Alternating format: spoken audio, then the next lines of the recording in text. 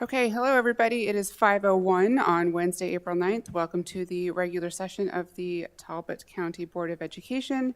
As you can see, we have a quorum here, so we're going to go ahead and get started. The regular board meeting of the Talbot County Public Schools will open at 5 p.m. for purposes of declaring a quorum, and will then move to closed session as permitted by the Maryland Open Meetings Act, Section 3-305B, provisions 1, 7, and 8 of the General Provisions Article of the Annotated Code of Maryland, and Section 3-103 of the General Provisions Articles of the Annotated Code of Maryland for the following reasons. And for the record, I make a motion that we do this. Citation 3-305B, Provision 1, regarding personnel reporting, to discuss the appointment, employment, assignment, promotion, discipline, demotion, compensation, removal, resignation, or performance evaluations of appointees, employees, or other officials over whom it has jurisdiction, or any other personnel matters that affect one or more specific individuals.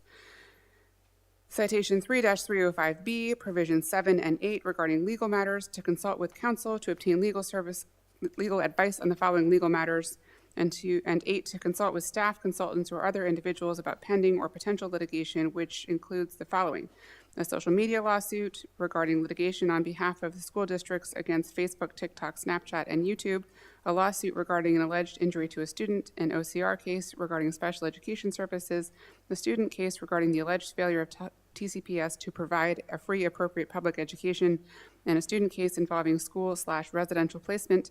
And citation 3-305B, provisions 9, regarding negotiations, to conduct collective bargaining negotiations or consider matters related to negotiations. Do I have a second? All those in favor?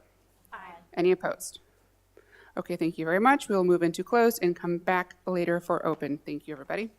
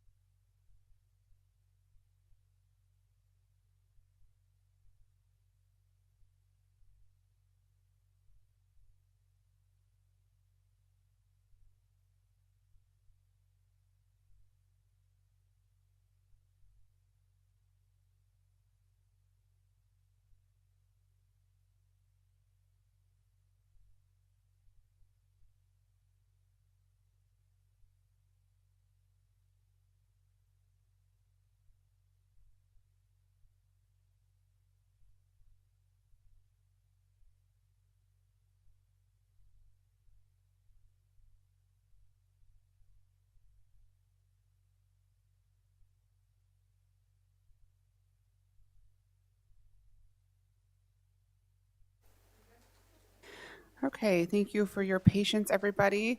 Made you wait for 15 whole minutes. I know that's a long time. We are here ready to go, so if everybody could stand up for the Pledge of Allegiance, that would be great.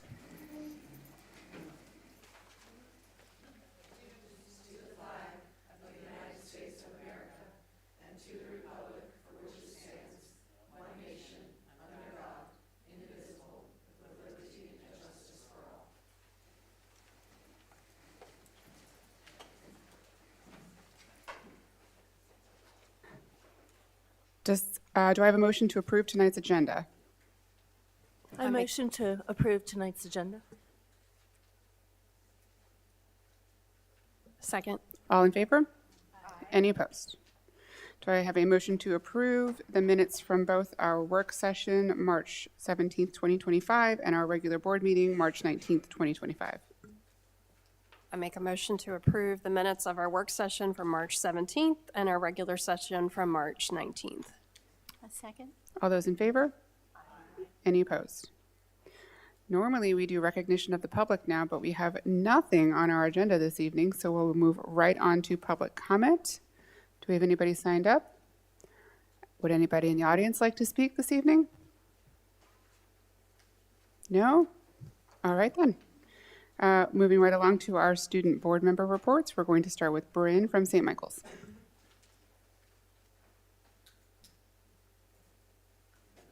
Okay. Good evening, everyone. This is the actually it's just the beginning of April, and the rest of March update at St. Michael's Middle High School. So it's on the menu. First, we're talking about sports, career education, induction, school activity, and then some congrats to some people within our school. So first, sports. All of our sports are off to a super great start. Baseball's current record is 5-1. They just had they had a game today, which they beat Washington. When I left the game, it was 8-1. And yesterday, they beat North Dorchester, I want to say like 13-3 maybe. So they have had a very good start. Tennis, our boys are 4-0 currently. We just won against Colonel yesterday. And then the girls are also 3-1, and we also won against Colonel yesterday. Softball as well had a game today, and yesterday I believe they won both. So all of our spring sports are off to a really great start. Next, for career education, our 9th graders visited the Junior Achievement of the Eastern Shore to participate in Finance Park. This is where they learned about like different aspects of the economy and saving, and it was really great because it's not typical stuff that we are just taught in classrooms, so it's really great that we are given opportunities to go learn about this stuff. Easton Utilities visited SMHS and talked to juniors and seniors about the different benefits of the jobs that they have to offer, so that was super educating. Then we had inductions. We had National Art Honor Society, National Honor Society, and National Technical Honor Society. And I will say, it was so nice to see. There were so many people being inducted to literally every single club. It's like the most I've seen. And Mr. Burkhart said himself, he was like, this is one of our biggest years. So it's super great to see that everyone is working hard and getting recognized. Some activities going on. The Galley in St. Michael's provided a very yummy breakfast for us for the Super Saints. We had a Super Saint breakfast. The Foundation of Hope launched an expansion into St. Michael's, and 10 middle school girls began the FOH Economic Development and Empowerment Program, and that was really awesome to see. It's so amazing to see that it's being spread everywhere. Then some special congrats. We want to thank or congratulate Miss Gia. Miss Gia does so much within our school. She teaches multiple sciences. I've had her for a lot. She also is the head of like our teaching and human development class, which is like one of those classes where like kids will get to take care of like a baby. So she's like the head of all of that. She's also the advisor for SHOP. And she also is, I believe, also advisor for National Technical Honor Society. So she is involved within a lot. And then we also want to congratulate Lexi Rockwell and Jack Brennan, who were selected as our Bayside Scholar athletes. Oh, that is a wrap. Thanks, Bryn. Gabriella, you're up next.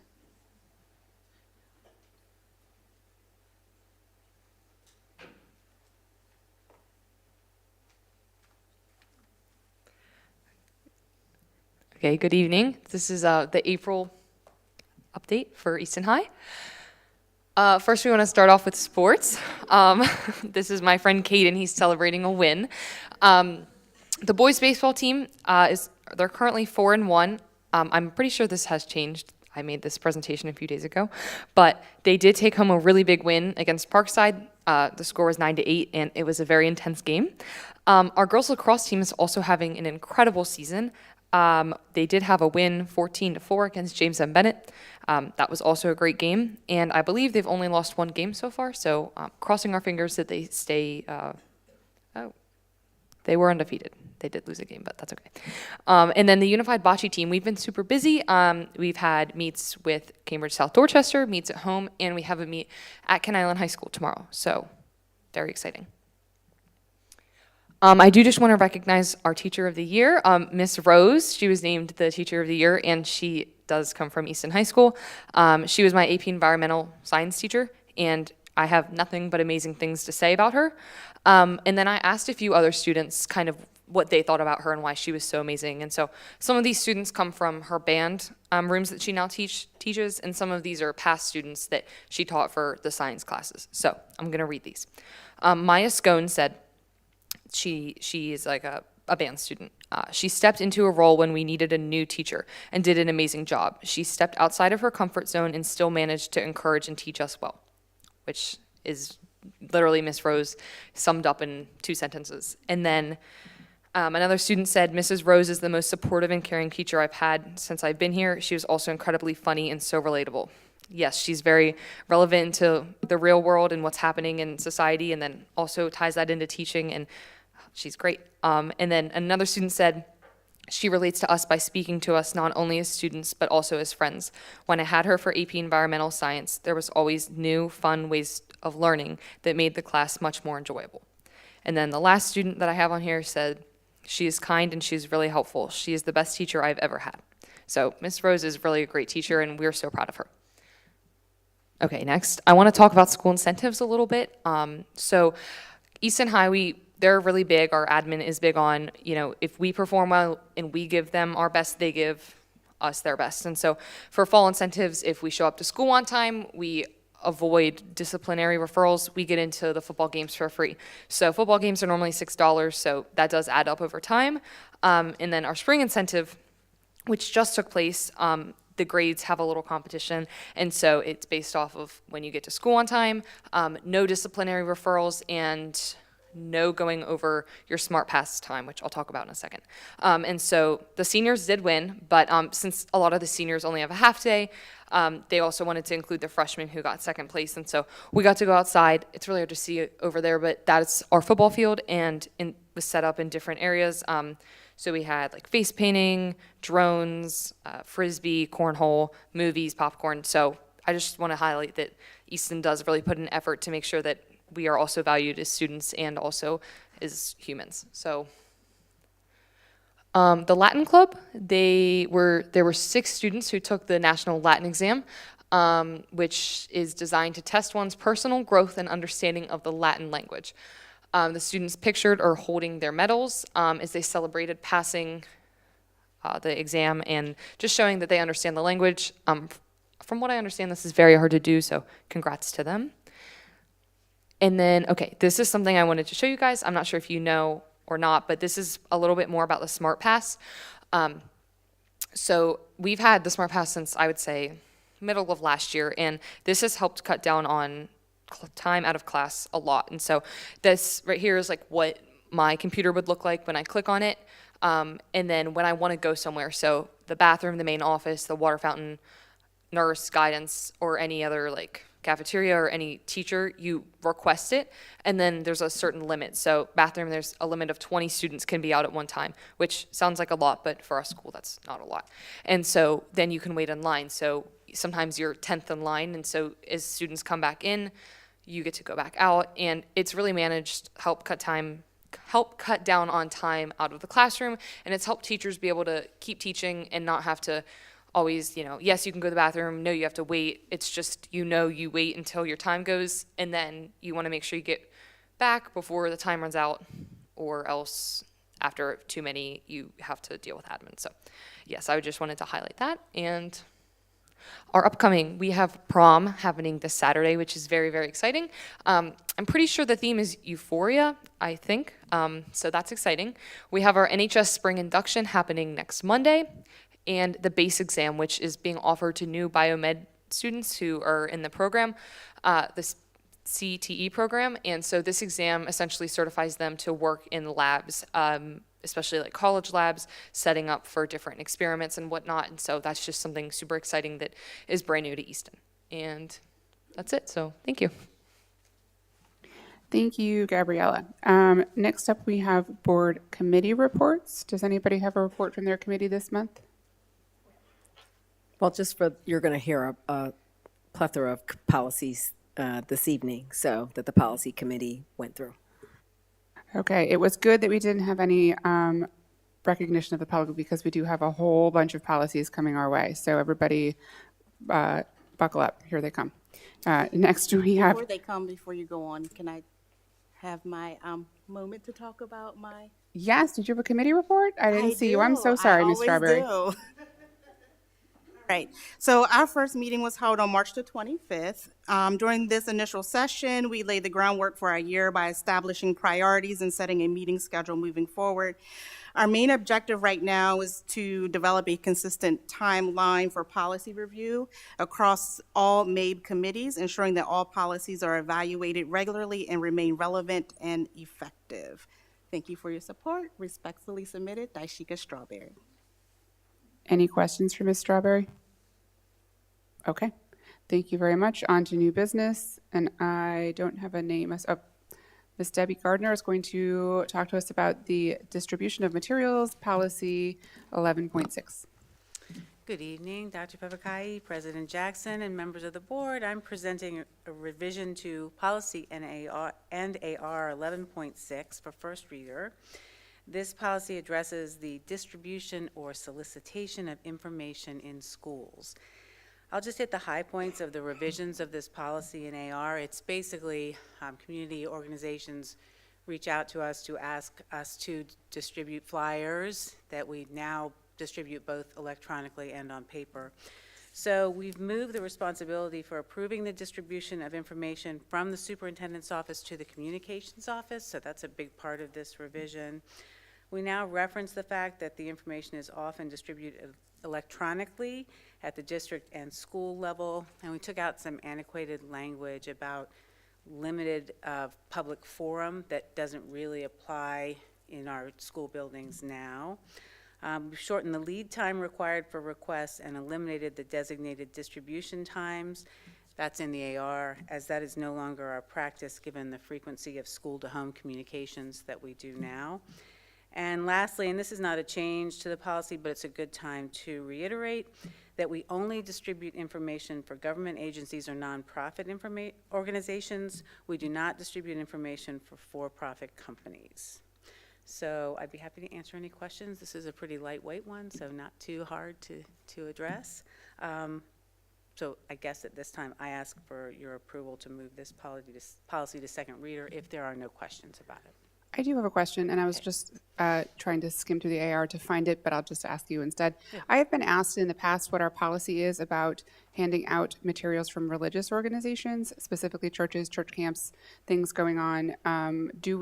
Is that noted in the policy anywhere, and where do we stand on that? So they would fall under a nonprofit organization, and we don't specifically call that out, but it has been our practice to do that for Easter egg hunts, summer Bible camps, that kind of thing. So yeah, we have done that. Okay, so as long as the religious organization is registered as a nonprofit organization, it doesn't matter what denomination you are. It is No, nonprofit is we're not going to all-encompassing. distinguish there, and really it's just to make the opportunity for things for kids available, or make the information available to families. That's great. Thank you for clarifying. Any more questions for Mrs. Gardner about this policy or the related ARs?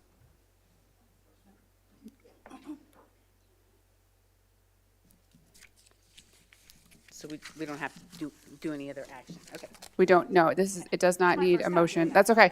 And as a reminder, we moved from 3 readers to 2 readers. We're talking about a lot of policies tonight. So it will automatically move from first reader to second reader, and then it will be voted on by us to be adopted as policy.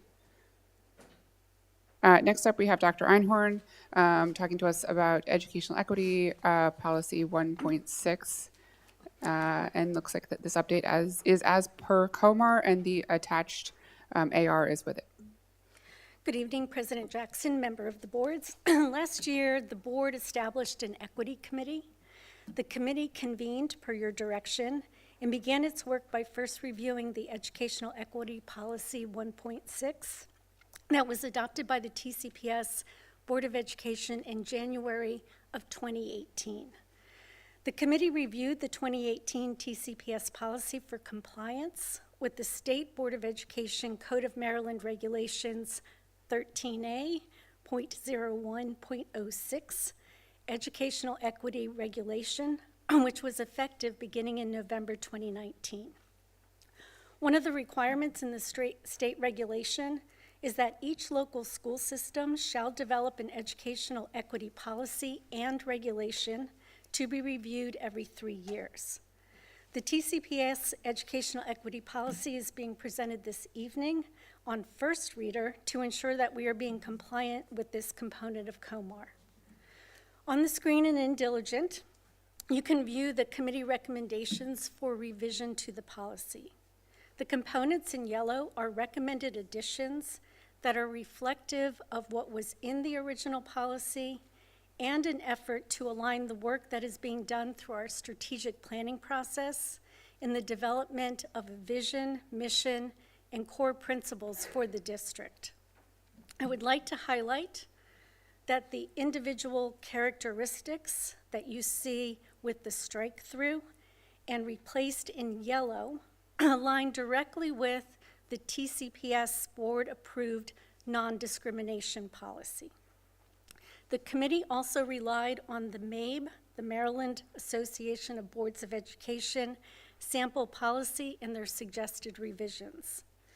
The strike-through of the guidelines from the 2018 policy is because the committee worked to create administrative regulations to better align our current practice of policy and AR development when we are doing updates to policies for the district. Sorry, it was on there.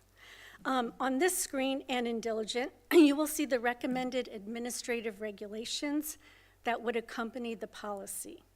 The 12 statements align to the requirements outlined in COMAR to ensure compliance and are also informed by the MABE sample educational equity policy. This is also true of the definitions that are included in the ARs. And one of the things that I would like to highlight is the committee felt that it was important to include the MABE looking through the equity lens questions that you may have seen before on the MABE cards to help further clarify what it really looks like and sounds like to apply an educational equity lens in our work in the district. The revised policy and the ARs were presented to the policy committee, who have moved this forward for your consideration, and it will also be reviewed by the Citizens Advisory Committee next week when they meet. Happy to answer any questions that you might have. I'm just curious, disabling condition, as a realtor, we just use the word disability as part of our protected classes. Is that a broad enough scope with disabling condition versus disability? So the reason that is included in there, again, is to ensure that we have alignment between and among our policies. So since that is what is in our non-discrimination, the committee felt it was important to have the same language throughout. I have a question. So for the educational equity, that last sentence, to ensure that their individual characteristics are valued as assets, and then the definition of individual characteristics are identified as race, color, sex, gender. So can you explain that? Is that like, I don't understand what that means. Sure. Again, I would refer back to our non-discrimination policy, where the board has already identified those individual characteristics as part of the non-discrimination policy. Unless there's something else to your question, I'm not understanding. Okay, I guess I thought we want to celebrate individual characteristics, like assets. But I didn't know. I was like, well, these things are stuff you're born with. Your race, your sex, like color of my eyes. We're not celebrating those kinds of things. I just don't understand why it's in there. We should be, if you're born with something, I don't understand why I guess it was the wording, individual characteristics are valued as assets. I guess it's the wording. And again, that term also comes from the state COMAR policy and also from the MABE sample policy. So we're looking for that alignment throughout. And again, aligning it to our non-discrimination policy.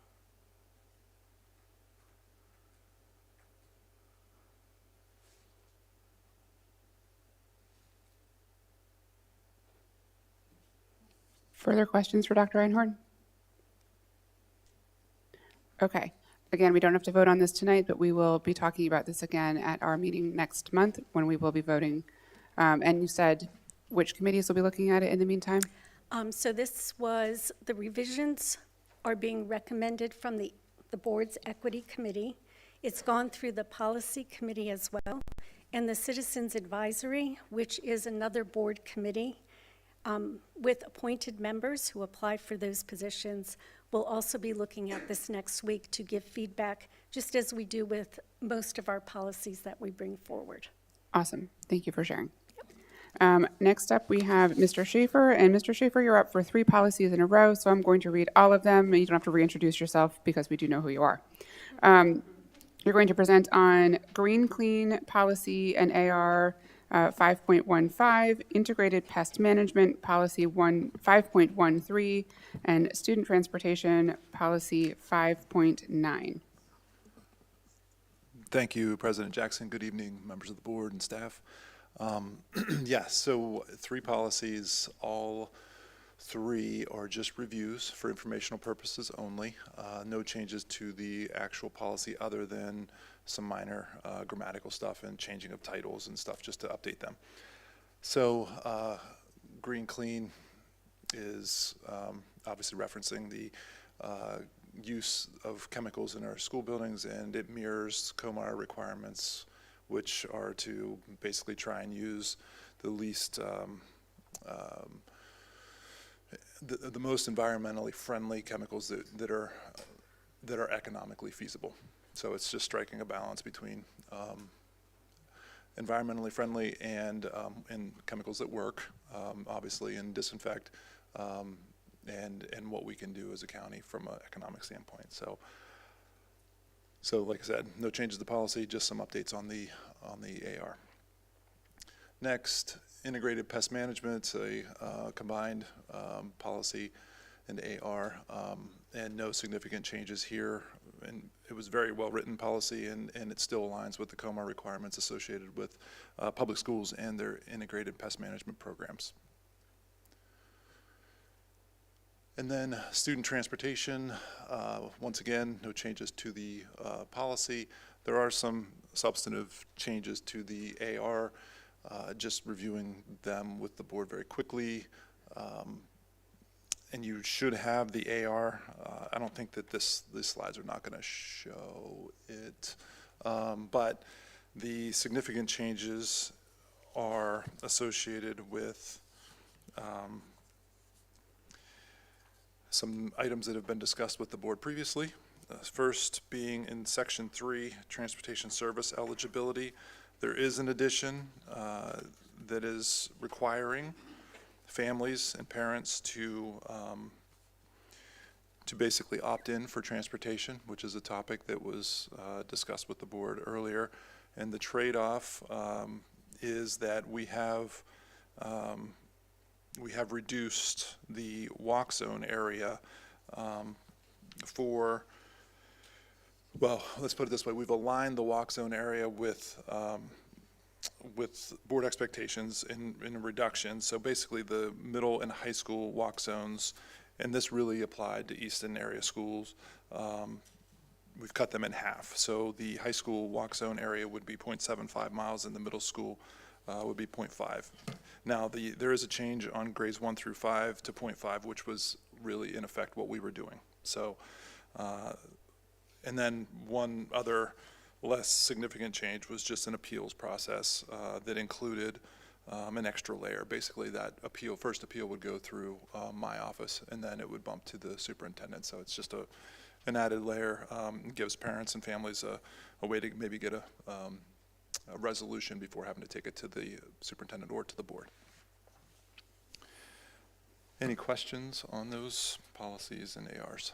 I really appreciate you making that adjustment to the walking zone. Obviously, if you didn't watch, that was heavily discussed in our last work session, and we had a lot of parental concerns about the walking zone, making it shorter, conditions for walking, so I think this is really great. Thank you. I'm just sitting here calculating distance from the middle school to various points around, wondering how far, so I, in my head, can see how far, that is.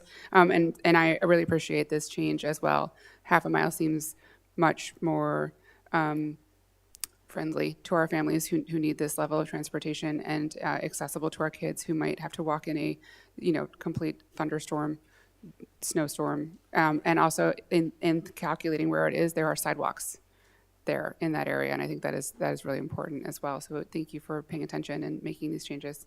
Yes. Just a quick question. I assume we have an MSDS book or SDS book. We Is do. that Yep, at every school. Yes, yep. All right, thank you. Thank you, Mr. Schaefer. Next up, we have, hold on, I need to get there. The investment policy 4.3 and AR with Mrs. Jones.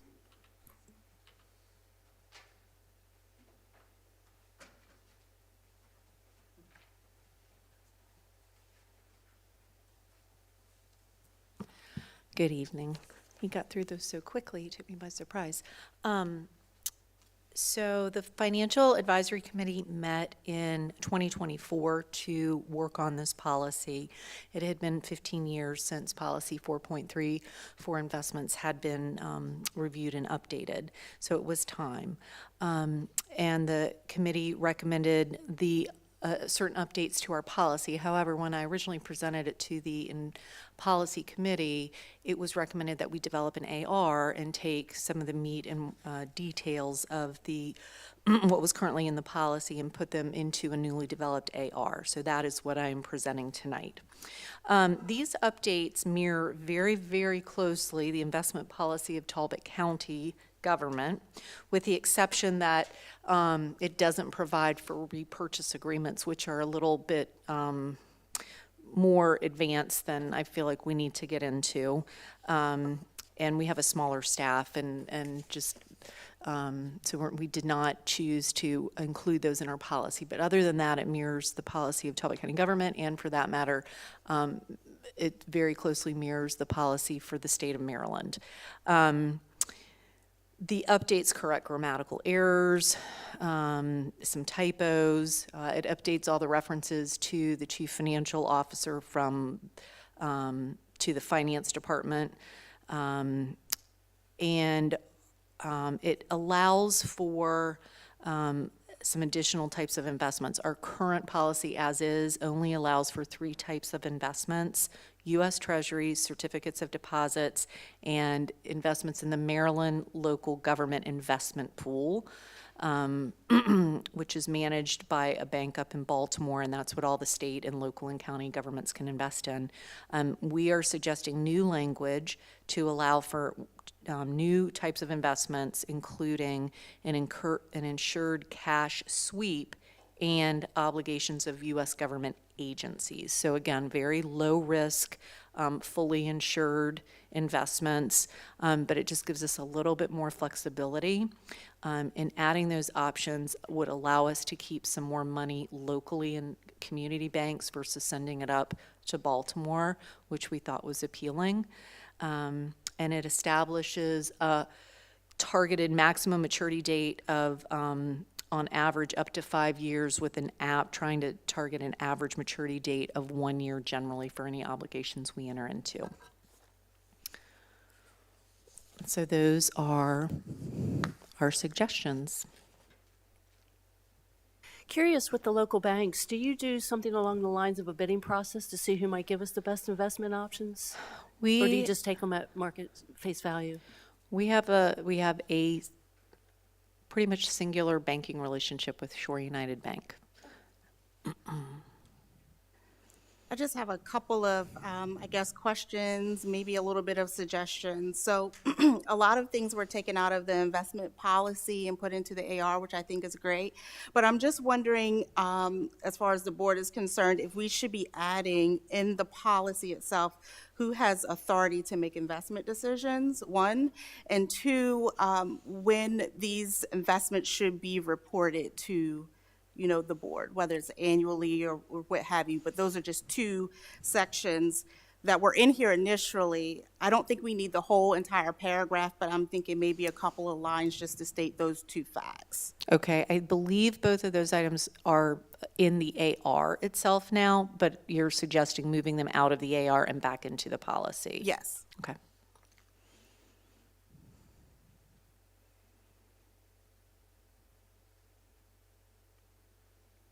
Any other questions for Ms. Jones? Okay, thank you, Ms. Jones.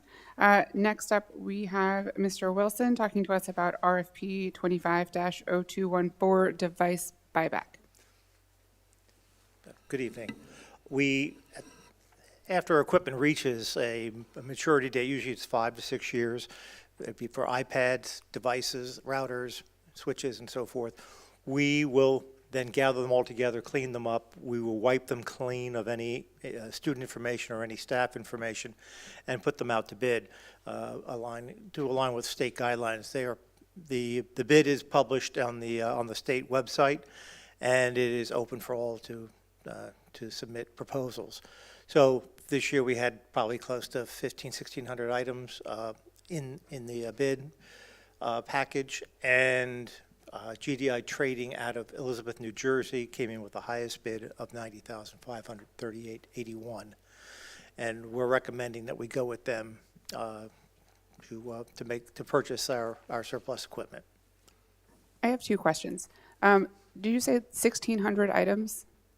Approximately. And you wipe those in-house? Yes. That is a massive lift. Can you talk about how that is done? That's a lot of devices to completely. Well, we clear. go in, we erase everything on the drive, and then we refresh it with the current operating system, or the highest operating system that device will support.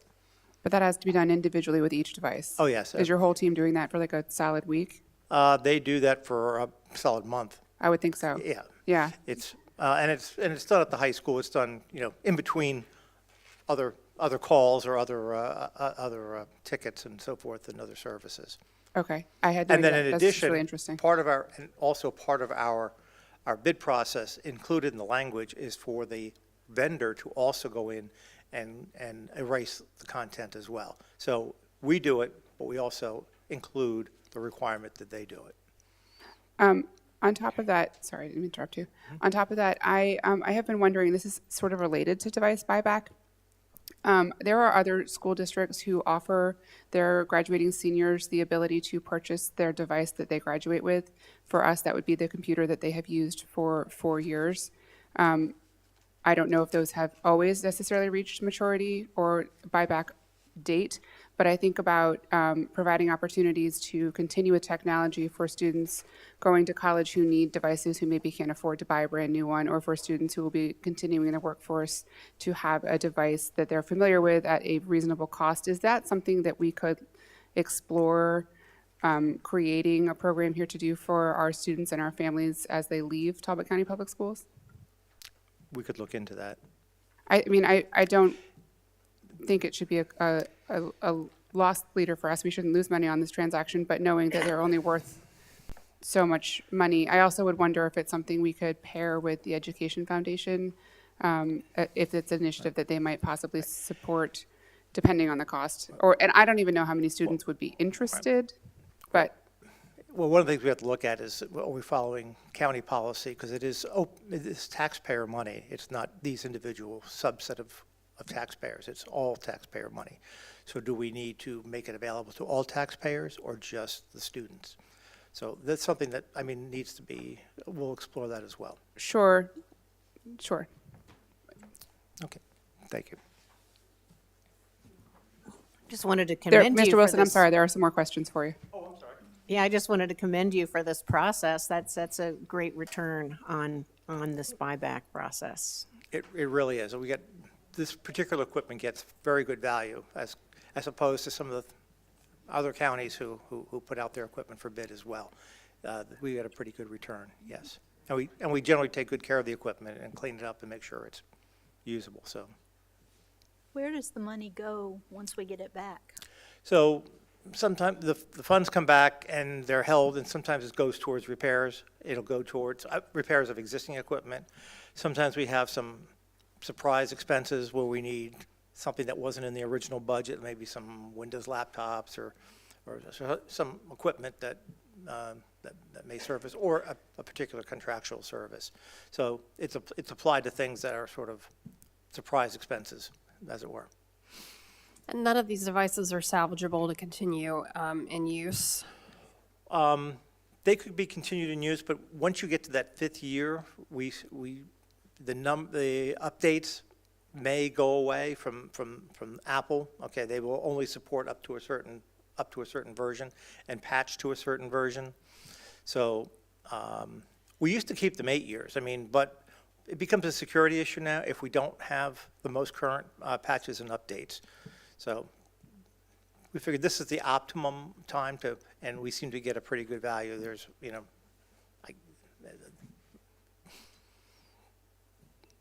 Any more questions for Mr. Wilson? Okay, thank you. Thank you. Next up, we have Mr. Schaefer again, talking to us about FY25 MCSS School Safety Grant vendor selection and also MEA Decarbonizing Public Schools Grant Award. Thank you again. Yes, so the first item is the Safe Schools Grant Program. So this is the FY25 Grant Award.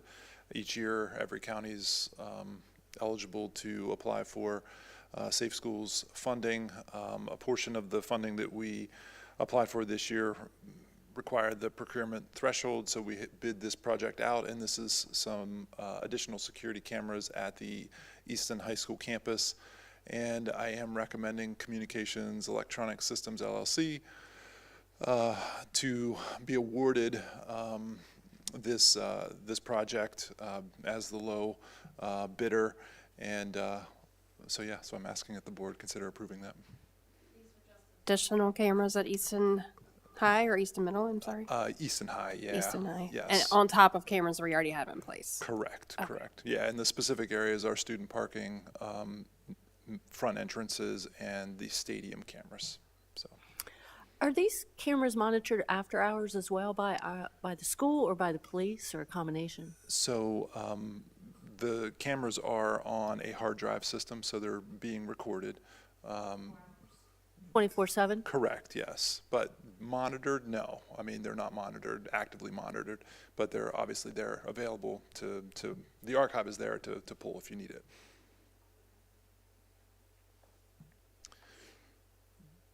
So once again, I would ask that the board consider approving the recommendation. I make a motion that we approve the recommendation for the purchase of additional security cameras, RFP 25.0218, awarding it to Communications Electronic Systems in the amount of $62,303.36. I second. All those in favor? Any opposed? Okay, thank you. Thank you very much. I want to make sure that when Mr. Schaefer's finished, that Mr. Wilson needs a recommendation for approval. Okay. All right, so Mr. Schaefer, you can go ahead and then.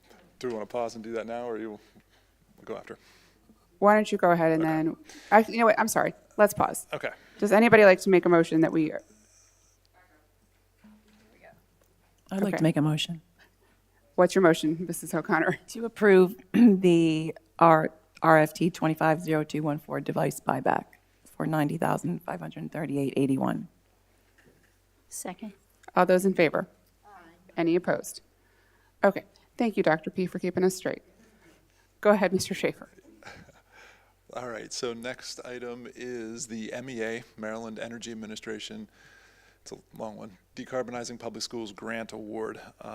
And so, try to make this summary quick, a lot to cover. But ultimately, we've applied for a Solar on Schools grant offered by the MEA and have been awarded that grant. And I am asking that the board consider allowing me to sign and accept this award. But just a little detail, or some details about the award. So it's not going to go on a school building. It will, the solar array that we're looking to install would be on some excess property that we have here at, on Magnolia Street at the board office. We have about 3 acres. And so it's the Parks and Rec field right out here on towards 7-Eleven. It's just across the street from that. And you can't really see it because of a wood row there, but ultimately, like I said, it's around 3 acres, and we would be looking to install about a 210 kilowatt solar array, which is a fairly sizable one. We already have an approximately 25 kilowatt system that was installed a few years ago through a donor, and Linda and Pete Youngbluth is their name, and they Pete is focused on offsetting his carbon footprint that he has accumulated throughout his life. And so so the first array, all told, was around $100,000. So now the grant award for an additional $481,000 worth of solar installation. Also, in addition to that, includes another donation from Pete and Linda for roughly $144,000. So I want to give credit where credit is due. This grant required the county to own some responsibility through the Inflation Reduction Act tax credit, and that was something that we were a little hesitant to do with the current climate at the federal level with grants. So so Pete and Linda's offer and pledge, I guess I should say, has made this possible. So I want to make sure that I recognize them. So if the board would be so kind, I am asking that the board approve or accept, approve the acceptance of this grant award from MEA in the amount of $481,000. If there's not any questions. Can I ask a quick question? Sure. Do we have any estimation of how much that's going to save us on our utility bills? Yeah, no, that's a good question, Ms. Dotson. So off the top of my head, I do not. Roughly, because there's two ways that we earn income from the solar array. There's a solar recovery energy credit that we get for owning them. That's the nice thing about this, having a donation and getting a grant. A lot of LEAs have entered into power purchase agreements to get solar, and that's a locked-in rate, and has not always turned out great for them. But owning the actual array does allow us to capitalize on the the energy that's produced. So there will be some money that we earn, which right now for the current, and down in the bottom right picture, the shorter length there on the solar array is the existing. The 4 longer ones would be the additional ones. And roughly we get about $200 a month for the SREC program. And we also, so that was the other thing. So this will be in a partnership with Eastern Utilities, and so I appreciate the question because I forgot part of the presentation here.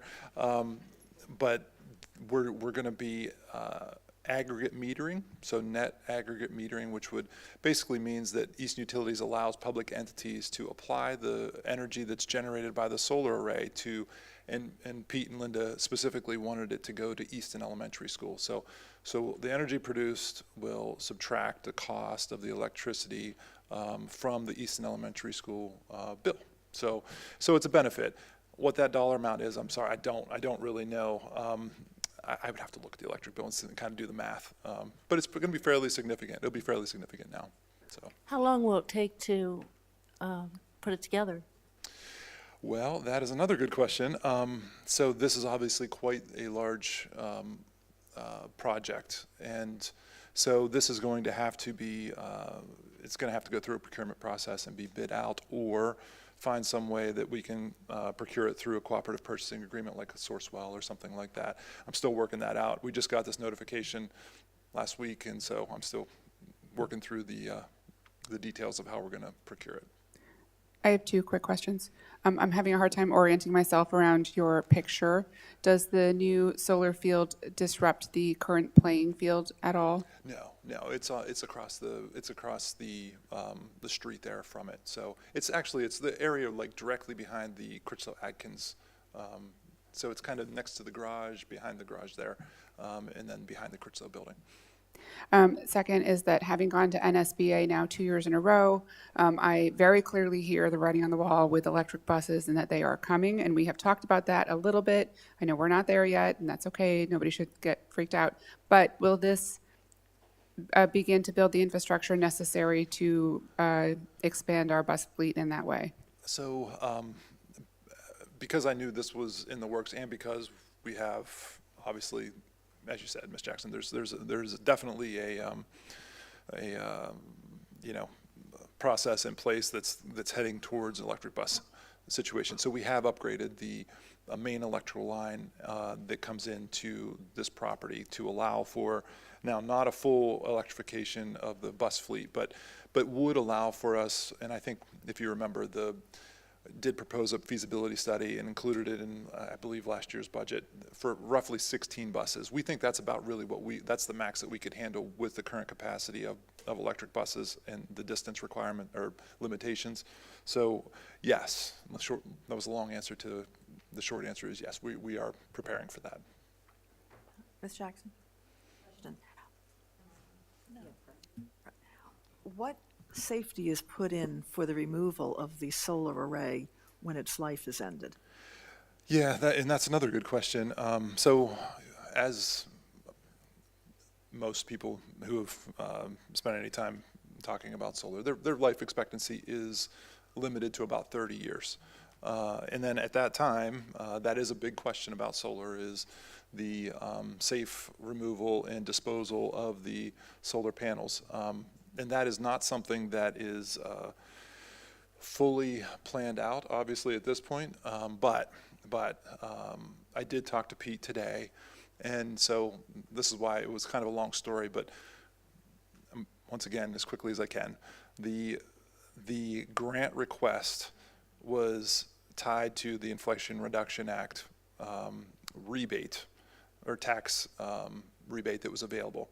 So I actually submitted a grant request for, and I'm just going to use round numbers here, but $340,000 with the tax rebate being the balance to get to the 481. But because we don't know if that was coming, Pete and Linda offered to use their portion of $144,000 exactly to offset that in case we didn't get that. So total grant request was 481. It ended up that MEA granted the full request because of the narrative, whatever. Anyways, so long story short, I've talked to Pete and Linda today, and they are willing to use that $144,000 for whatever we really need it for, whether it's maintenance, disposal at the end of the term. We will be able to maintain that funding through either the within our own, accounting, or through the Midshore Community Foundation. So we're going to have funding in place to be able to do that. And how do we know that that's going to happen? I mean, you and I aren't going to be around in 30 years. So I don't know the answer to that. I know that we can earmark money, and, and so that money would be available to us for whatever that purpose is. I don't know. We might have to talk about how we actually make sure that takes place. Could we invest that money so it would be That might have to growing? fall on the two young girls at the end of the table. I know, right? That'll be on the. So I guess ultimately, some things to work out. It's a good opportunity, obviously, anytime that we're able to capitalize on grant funding. But yes, there are challenges that we need to kind of work out before we get there. Ms. Bridges, you should ask your question again. I don't think you heard it. Could we invest that money so that Oh, it would be growing in So. a special fund? So it's earmarked just for that? Once again, those details, as far as because we have the additional funding available, it's really going to I'm going to have a conversation with, obviously with Sarah and the donors, of course, If that money came to us, we would put it in with our general investments. We don't currently have a policy where any money collected and unspent in a restricted fund, we don't really allocate income back to those. We just have not done that. It's something we could look into. But it would actually probably, the way we do it now, it would be generating revenue for our operating budget. But it would sit there. I mean, we would invest it, obviously. I think this is a wonderful opportunity. One question I have is whether we have any concerns about the procurement process and whether grant funding comes through or doesn't come through in the future. Yeah, and that is something that is certainly on everybody's mind right now, right?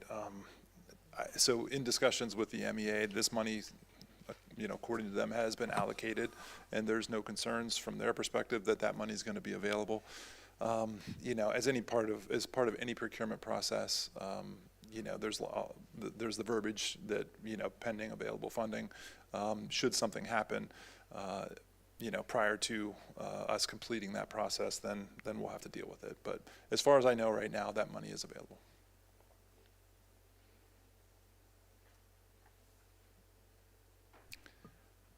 We need a vote on this, correct? Can you back up? Yes. Nope. Nope, I went the wrong way. Okay. I make a motion that we approve the MEA Decarbonizing Public Schools Grant Award as presented and also approve the spend as presented by today. I second it. All those in favor? Aye. Any opposed? Okay. Thank you. Thank you, Mr. Schaefer.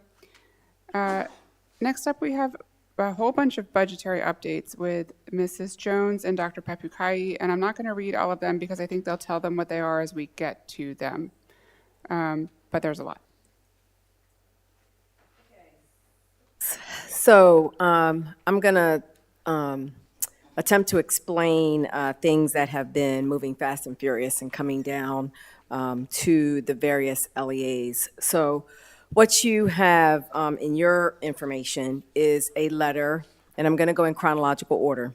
So on March 28th, we received correspondence that you see here from the U.S. Department of Ed, saying that we had to liquidate our obligations by March 28th at 5 o'clock.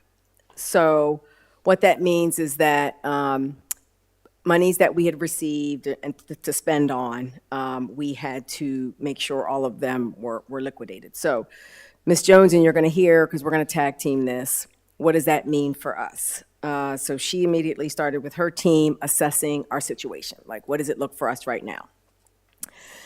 After that, so that was on a Friday. So then the next memo that came out was from Dr. Wright, so that she could synthesize and summarize the letter that came down from U.S. Department of Ed and summarize it for what does that mean for Maryland. And so in her letter, she sent a response basically talking about, and what we're talking about are those COVID ESSER 2 and ESSER 3 funds that were received. And so what she had announced was for the state of Maryland, it came up to 360.7 million. 310 million of that had been paid out already by MSDE, but not reimbursed from USDE. So basically, there was money that was out, but it hadn't been received yet. So Maryland is now submitting an extension based on that, because within this first letter, even though they said you need to liquidate by, a deadline, there was still verbiage in there saying, but depending on case by case, there can be some extensions. So, like I said, Ms. Jones went to work with her team to find out what we had out there. What did that mean for us? And so we're going to explain that now. And this was the press release that basically you may have seen, basically saying, all this is happening. All the LEAs now have to make sure all the COVID money that we have, we need to make sure it's all spent up by a certain date. And so that's what that press release is basically saying. And so I'll pass it over to Ms. Jones.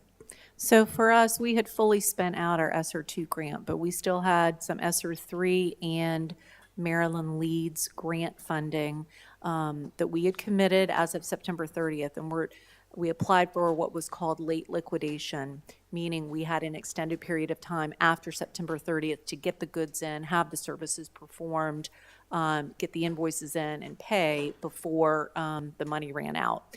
And we applied for about an 18-month extension. But when we got our grant award in February, first of all, it took them many months to process those extension requests. And while we had a verbal okay, when we got our actual grant awards, we found out actually we had to spend all the money by June 30th, which was a much shorter time frame than we'd been initially told. And then, as Dr. Papakai said, on March 28th, we received notification simultaneously that the spending window was closed. And not only was the spending window closed, but the reimbursement window was closed, meaning if you had incurred costs during the month of March but had not yet submitted them for reimbursement, which is our normal process, we submit on the 10th of the month for the prior month. That's the process in Maryland. We weren't going to get any of those funds. So luckily, we did not find ourselves in that situation too extensively. In fact, we actually were pre-advanced some money. So the first two items you see up there, that 84-passenger bus and the activity court at Easton Elementary, we actually already have received the funding for that, even though those projects haven't happened, the bus hasn't been delivered, we haven't started construction of the court. The problem is we will have to return that money. So there's a cash impact to us of returning the money. In the meantime, we've been earning interest on it, let's say, since we got it maybe in October. Okay, we needed a bus. What does that mean? The sort of good news there is that I forgot that I ordered that bus when I put together the FY26 budget. And so I also included that bus in the FY26 budget. Total innocent mistake, I promise. So if we have applied to MSDE, MSDE submitted their application today to USAID to say, please grant us some relief. Let us have a few more months to finish spending this out. If the funds are reinstated, if they open that spending window back up, then there's the possibility that we could get that bus and pay for it with the ESSER funds and not have to return that money. Same for the Easton Activity Court, possibility we could get that built and get it paid that way. If not, then the board has a decision to make. We would have to fund it in some other way, and we can talk about that at a future point. The third item down there that says miscellaneous cost, those are some things we had incurred. We actually paid some bills. We submitted it for reimbursement. For some reason, we never collected that money. That happens from time to time. There's a little bit of disconnect from when we filed for reimbursement and get the money in. We didn't really think too much about it. Evidently, we will not be getting it unless they open this window back up. So the big impact for us is the health center, Marathon Health Center. So the majority of those costs are outside of us. We had a Maryland Leads grant, and so it's kind of a three-party arrangement where MSDE is actually the partner with Marathon and would be paying those bills directly. We just sort of sign off on the bills and authorize the project. But the problem is that we've had a contractor on site doing work. We can't not pay the contractor. It's a local contractor, we got to pay him. And Marathon has incurred some costs. We've paid one bill to Marathon. So right now, as of today, what I know for certain we haven't paid is about $127,000, but I do anticipate there being more related cost sunk into what's been done so far that we would, have to pay. And frankly, if it's the right thing to do, but it's also the legal thing to do because, otherwise, right, they're going to come after us for payment, right? So there's that. And then in addition, there's all the remaining cost of the health center of about $1.4 million. So those are costs that have not yet been spent, but we don't have authority to spend them. So we really are sort of dead in the water with Marathon. We contacted Marathon Monday, Tuesday following this, let them know Monday. So they quit work on the project. And they understand that we're waiting, answers back on this before we can go forward. Now, in the meantime, I will just share with you, we did get some very exciting news Monday from MABE. I was sharing this situation with Milton Nagel, the CEO at MABE, and he said he had been given a $250,000 grant from the Maryland General Assembly that he would give to us to help toward the construction cost if the board decides it wants to proceed. It's not enough to fully fund the construction, so there would still have to be some money we would have to come up with to finish the construction. There are a lot of things to consider, and I don't think the board needs to at this time, but I just want to make you aware that there is that possibility of that other grant to replace some of this lost funding. I don't have a time frame of when we will hear back. That has not been shared with us from USAID. As I said, MSDE just turned in their waiver application today to try to get USAID to reopen these grants.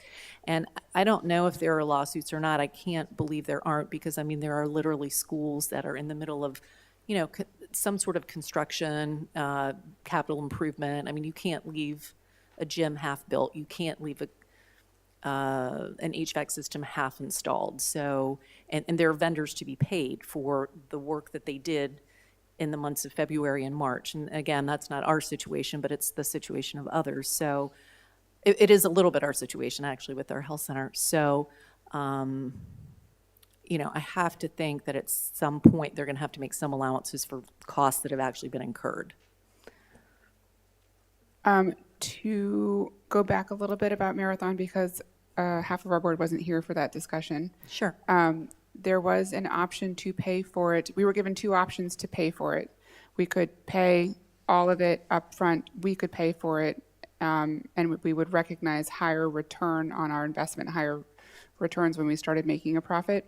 Or they could, Marathon would cover a large part of the construction costs, if not all of it, if I remember correctly. And then we would just recognize lower returns once it was open. Am I remembering correctly? It is. So we opted, the option was, in what you're talking about is the construction cost. So either we could pay a smaller construction cost and bake the rest of the construction cost, kind of spread that out among the 5-year term, operating term, or we could fully fund the construction cost up front and have a lower monthly cost. So yes. So is it still an option to go back to them now and say, now that we're in this position, could we renegotiate our terms with you and pivot to that option too, so that we don't have to completely abandon this project? I'm sure it is, because they're very, I've had many conversations, including probably 3 today with them, and so they're very open to options to move the project forward. It's still a concern from a budgetary standpoint, next year because there are no funds in the FY26 budget as is to cover anything related to Marathon. The whole FY26 cost were going to be covered through this grant. So that, and it's about close to $62,000 a month to operate this center. And that's before, and that's the base cost. And then on top of that, there would be some extra for the labs and pharmaceutical drugs that are dispensed. So that would be a significant cost to add to your FY26 budget. How long of a lease did we sign on the location? We did not sign the lease. Marathon signed the lease, but that is sort of the big unknown cost in that when I said 127,000 is what I know about, there is a local landlord who has signed a lease and has half-built office space right now. That's not going to, that's not going to work. And so there's going to have to be some resolution if we decide we cannot go forward. I'm assuming any legal recourse on them recalling this grant money is going to take some time to resolve. Yeah, I don't know. I know Friday we have a meeting, all the superintendents, our monthly standing meeting that we have with Dr. Wright, so we'll get further updates then. Could I request, please, that we bring back the discussion about funding and the larger implications of this health center so we could get our whole board up to speed as to why we thought this was a good decision in the first place? Because I can sit here and say, I think that we should really figure out how to make this work and we should fund this. And I know that half of my board doesn't understand why, and that's not a fair discussion to have unless everybody has the information. So could we request maybe that as our next work session or a presentation at the next board meeting so that we can all be on the same playing field here? And another, thought to think about is there are certain costs we're going to incur whether we ever open the doors to the health center or not, just because we need to honor our commitments and pay vendors. So there's that. Is there a way we can tap into our fund balance? This is kind of an emergency situation. That's certainly a funding option, and I have other funding options I can share. I just feel like let's maybe see how this plays out, and then we can talk through all those options maybe at the work session.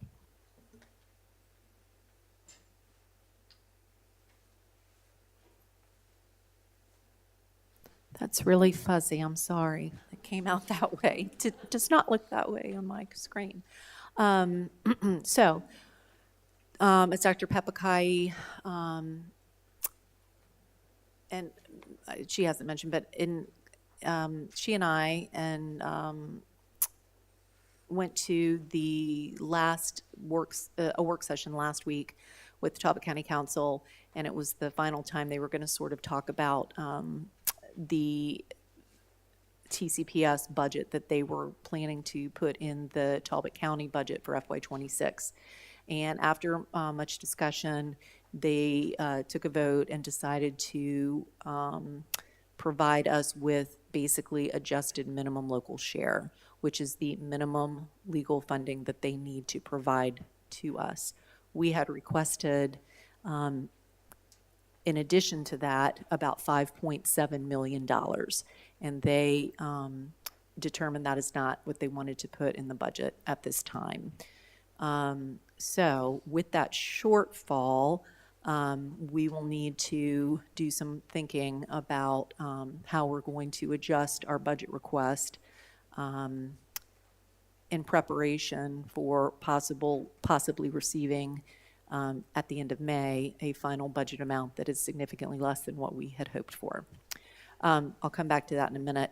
The state of Maryland, if you followed the legislative session, followed on TV or however, you'll know that the original Excellence in Maryland Education Act put forth some suggested significant cuts that would have had a pretty big impact on us, both in our foundation funding, our compensatory education funding, our multilingual learner funding, and our concentration of poverty funding.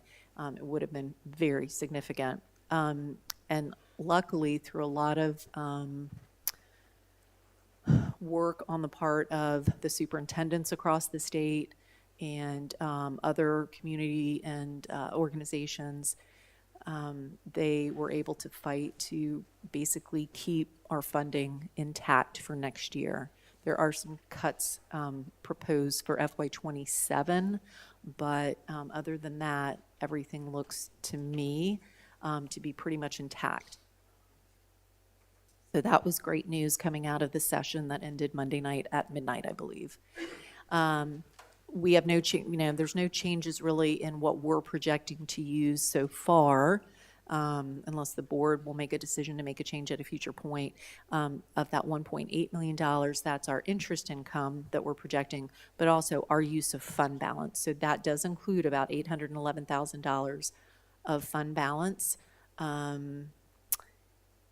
So that's where that stands right now. The restricted operating budget, meaning our grants budget, I'm not aware, we haven't had any notifications that we're not getting any certain grant funding. That could be the case, but as of right now, I'm not aware of any. The only other thing I guess I want to come back to is the state of Maryland funding. While we are getting what legislatively we're supposed to get, I do question one amount, and I don't have it in front of me, but there's potentially a couple $100,000, I'll get you the exact amount, of concentration of poverty funding that I believe they've overcalculated. And I've revisited it a couple times with MSDE, but I'd like to just revisit it again with them because I don't want to count on funding that we're not ultimately going to get. And I should have an answer for that, I hope, by the next time we meet on the budget. So essentially, we're looking at trying to identify cuts that, making some cuts, and then we also need to be talking to our county council and reminding them of the return on investment that they're getting by investing in our schools and encouraging them to find some additional funding for us. Sarah, remind the general public, when is the county council's public budget commentary session? I believe it's May 6th. Is that correct? There are two sessions. The first session is during the day, and I don't remember the exact time, but at the Bradley Meeting Room, which is where all the county council meetings take place. And then the evening session, I believe, starts around 6 o'clock, and slight change in venue. We've moved it back to Easton High School cafeteria, not the auditorium, but the cafeteria this time. Last couple of years, it's been at Easton Elementary School, so this is a change in venue. And we would very much appreciate public support at that meeting. So you heard about the March 28th correspondence that came down. There were two other correspondence that have come down, and I'll make you copies of these. So on March 28th, U.S. Department of Ed requested certification of compliance regarding the Family Education Rights Privacy Act, also known as FERPA, and the Protection of Pupil Rights Amendment, PPRA. So basically, the U.S. Department of Ed is asking all the LEAs to make sure that we are submitting documentation, providing assurances that we are complying with this Family Education Rights and Privacy Act and the Protection of Pupil Rights Amendment. So as a result, our state superintendent, Dr. Wright, met with all the superintendents, gave us this correspondence with a letter to sign, basically saying that we're in compliance with this, all right? So that's one piece. The second thing that they're making sure that we're in compliance of is Title VI. And it's U.S. Department of Ed's request for certification of compliance with Title VI and SFFA versus Harvard, which, and I actually wrote down the acronym for this. But basically, it's basically, again, having assurances from each LEA, making sure that we're in compliance with Title VI. Now, the caveat to this is that the interpretation that came down from the federal government is a little different than what the actual Title VI law is saying. So MSDE's response back to the U.S. Department of Ed was basically saying, we're disagreeing with U.S. Department's interpretation of this, but we are following Title VI what Title VI is saying, right? And so, and has encouraged us to show this to our attorneys, just to make sure, and before we sign it, to say, are we doing this? So Ms. Eisenberg has looked over what this is saying before I sign it to take it back to MSDE. When MSDE gets all of the LEAs, then they're going to then send it back up to USA. Yes, so what's happened is that the LEAs have not been given anything by the U.S. Department of Education. What was sent out to the state superintendent. And we are not signing anything that says we agree to any particular interpretation of Title VI. What we are agreeing to is that we comply with Title VI of the Civil Rights Act. Because we do. You do. But whether you're agreeing to any one person's particular interpretation, that could change. So we are agreeing that we comply with the law, because you do comply with the law. So is that what, that particular letter, is that what you're going to sign? Correct. Or are we Correct. establishing a new letter? Correct. It's the letter that was given us by MSDE. Okay. That says that we are in compliance with Title VI. Yes, and it was reviewed also by the Attorney General's office. And I'll give you copies of that correspondence so you could see that. All right.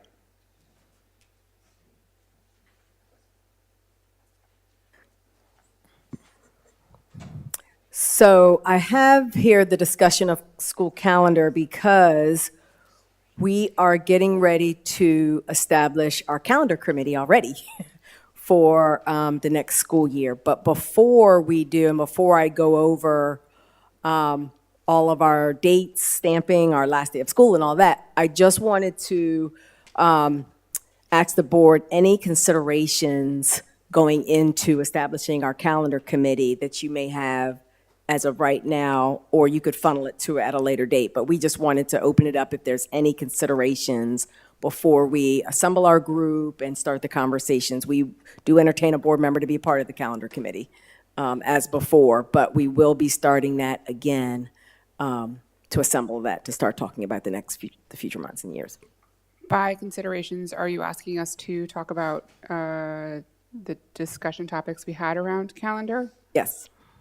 Okay, so that the board member who will sit on that committee, it has been me. I'm happy to do it again. I'm also Okay. happy to entertain somebody else Okay. who's got a burning desire to do it. My assumption is that the board member who is the representative can go back and say the board thinks or would like to hear about XYZ. Is Correct. that the intent? Correct. Okay. I would like to see students, maybe one or two, involved into the calendar committee. Okay. All right. Dr. P, you and I have talked about this, just the two of us, and with various groups of board members. I would like to see some innovation around our calendar. I don't know if everybody else agrees, but the school calendar looks the way that it does because of agrarian reasons dating back to when everybody worked on a farm. And there has been no major change to what the school day or a school calendar looks like. And I'd love to approach this with some out-of-the-box thinking, particularly around teacher development days, which are a pain point for parents, and just look at some out-of-the-box things.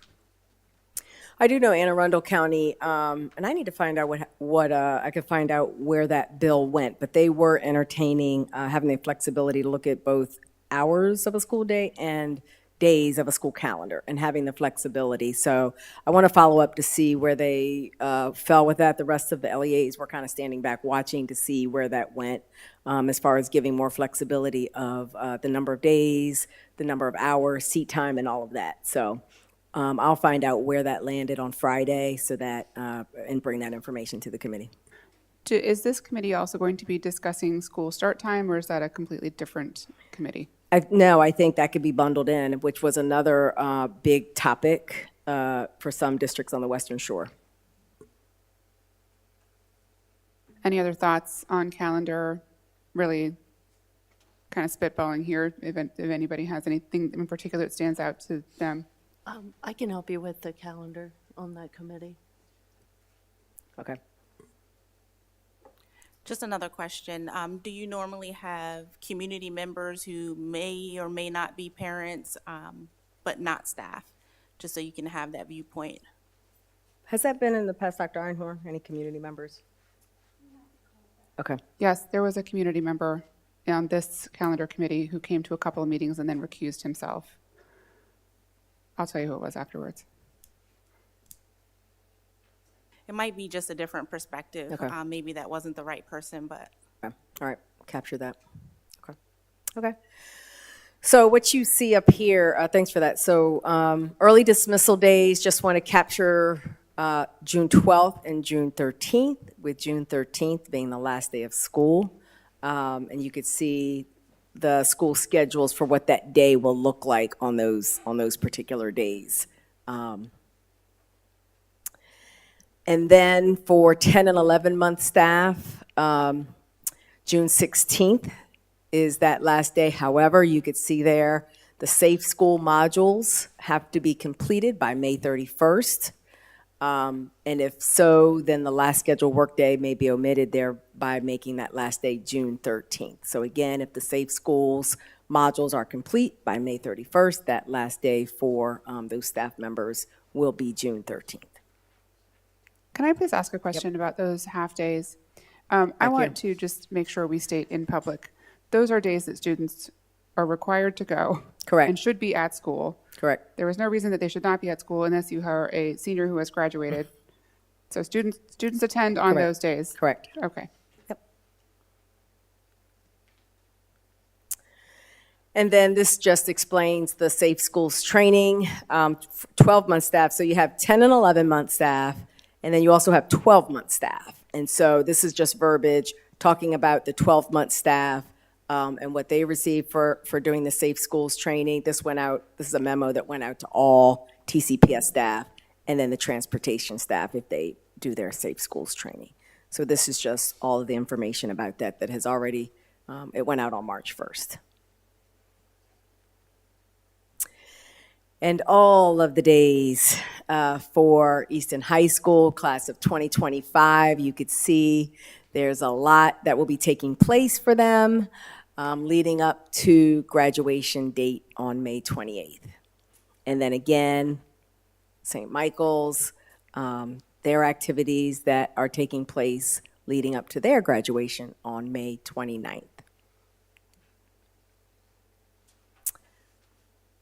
Okay. We are finally at unfinished business, and there's a lot of it too.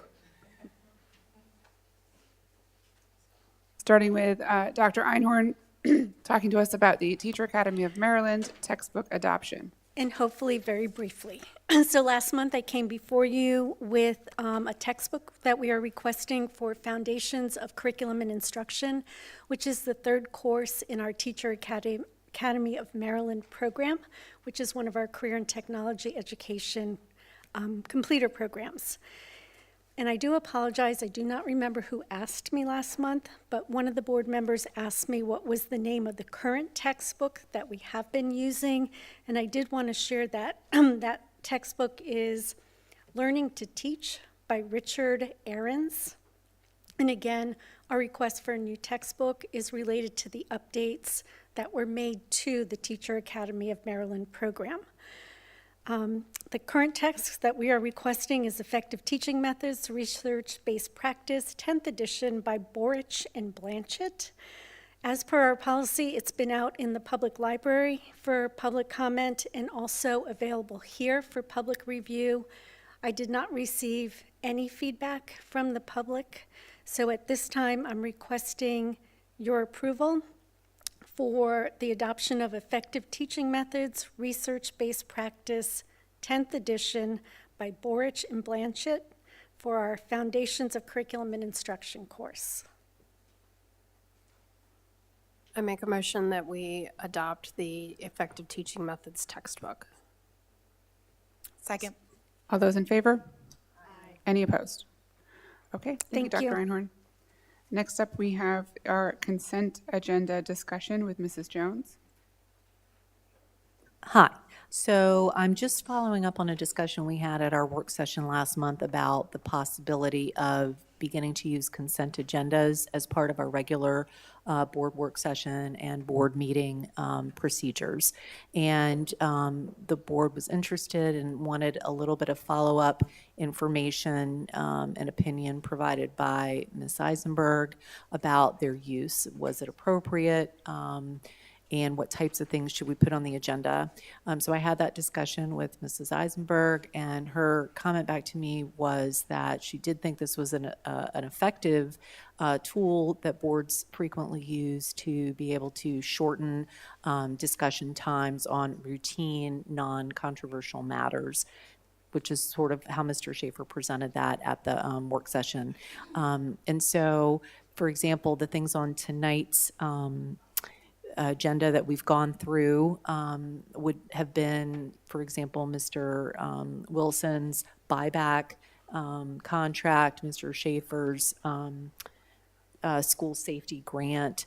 Those are, not a lot of discussion necessarily generated. They seem fairly straightforward. And in the case of something that we've put out to bid, it's usually it's something we're not trying to get money for, we're trying to spend money on. If we go with the low-cost provider, it seems fairly straightforward that that's who we would go with. So those would be the types of things we would be putting on a consent agenda. We would provide the information, the supporting documentation in time for the work session on Monday nights. And then on Wednesday night, there would just be a line item, probably under unfinished business that would, or maybe under new business, probably under new business that would say, consent agenda items for approval. And similar to how Dr. Horsey presents the personnel report, as presented at the work session, we present these items to you for approval, and then we would be done really quick. And then if the board at the work session said, you know what, we would like to spend some time debating this one thing, then we would just remove that and that as a separate line item on the board agenda on Wednesday night, and you could have a discussion about it.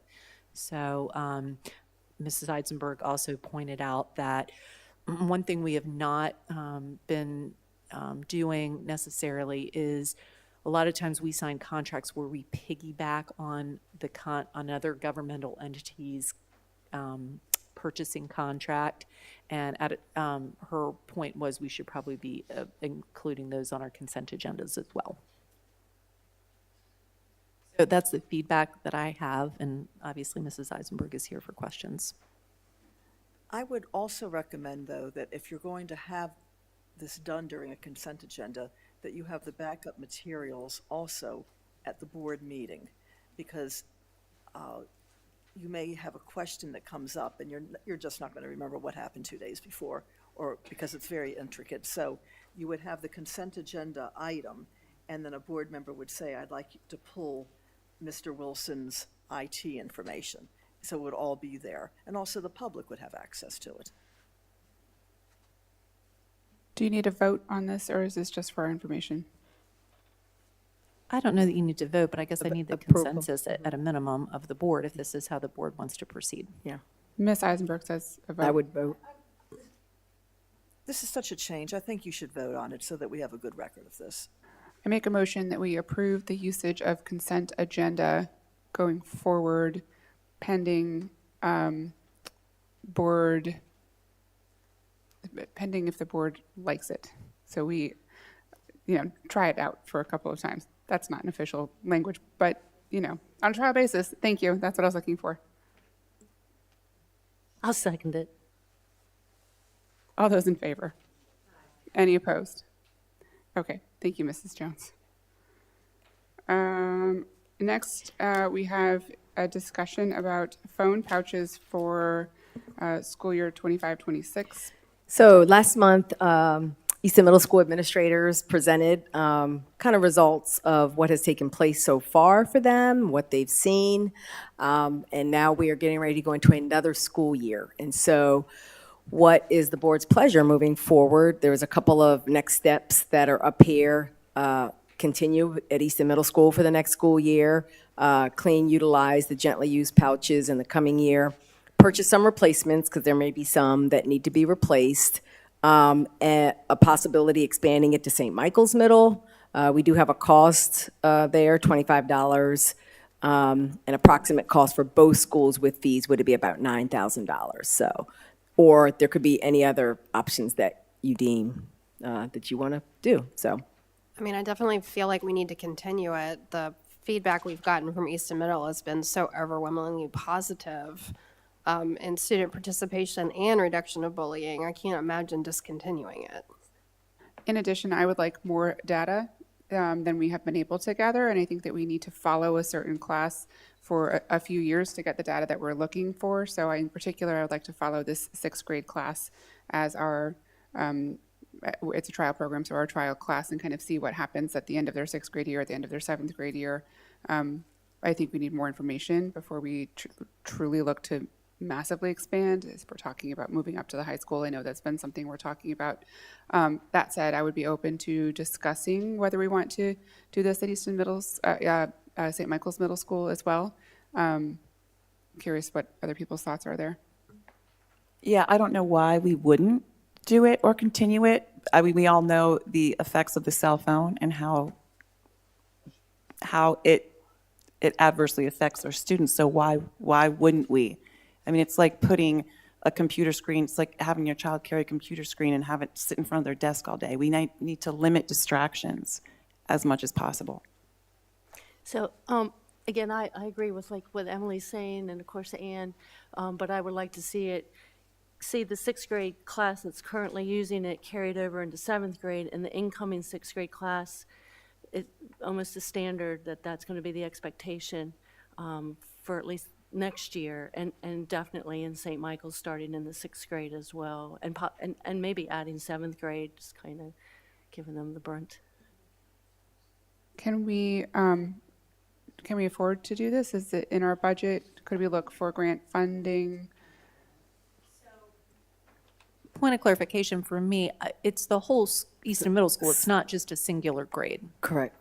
Okay, I was kept hearing sixth grade, so I just want to make sure.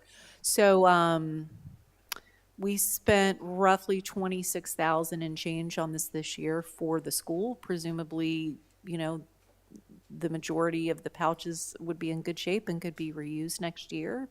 So I don't know that there would be a big cost. They cost $27 a piece plus some shipping and handling, maybe $28. So if we wanted to expand it to St. Michael's Middle School, I'm trying to think, would that be It says Roughly $9,000. 193 students. About 193 students for St. Michael's Middle. That's the population. to 200 times 27 would be $5,400. $6,000, something like that.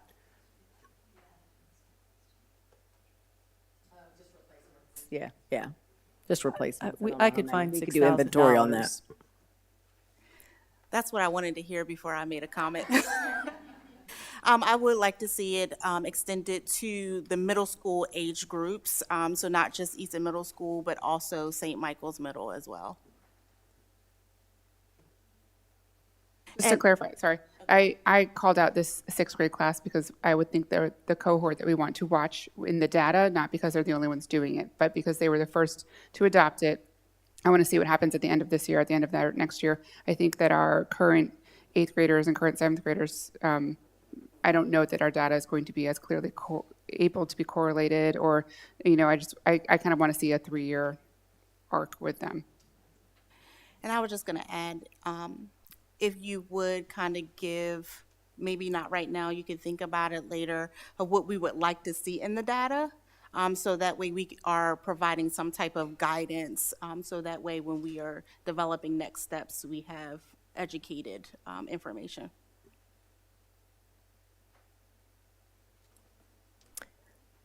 So And are we talking about implementing it in the high school as well? it's the discussion's open. I think it needs to go into the high school as well, and I think it needs to go into all the schools.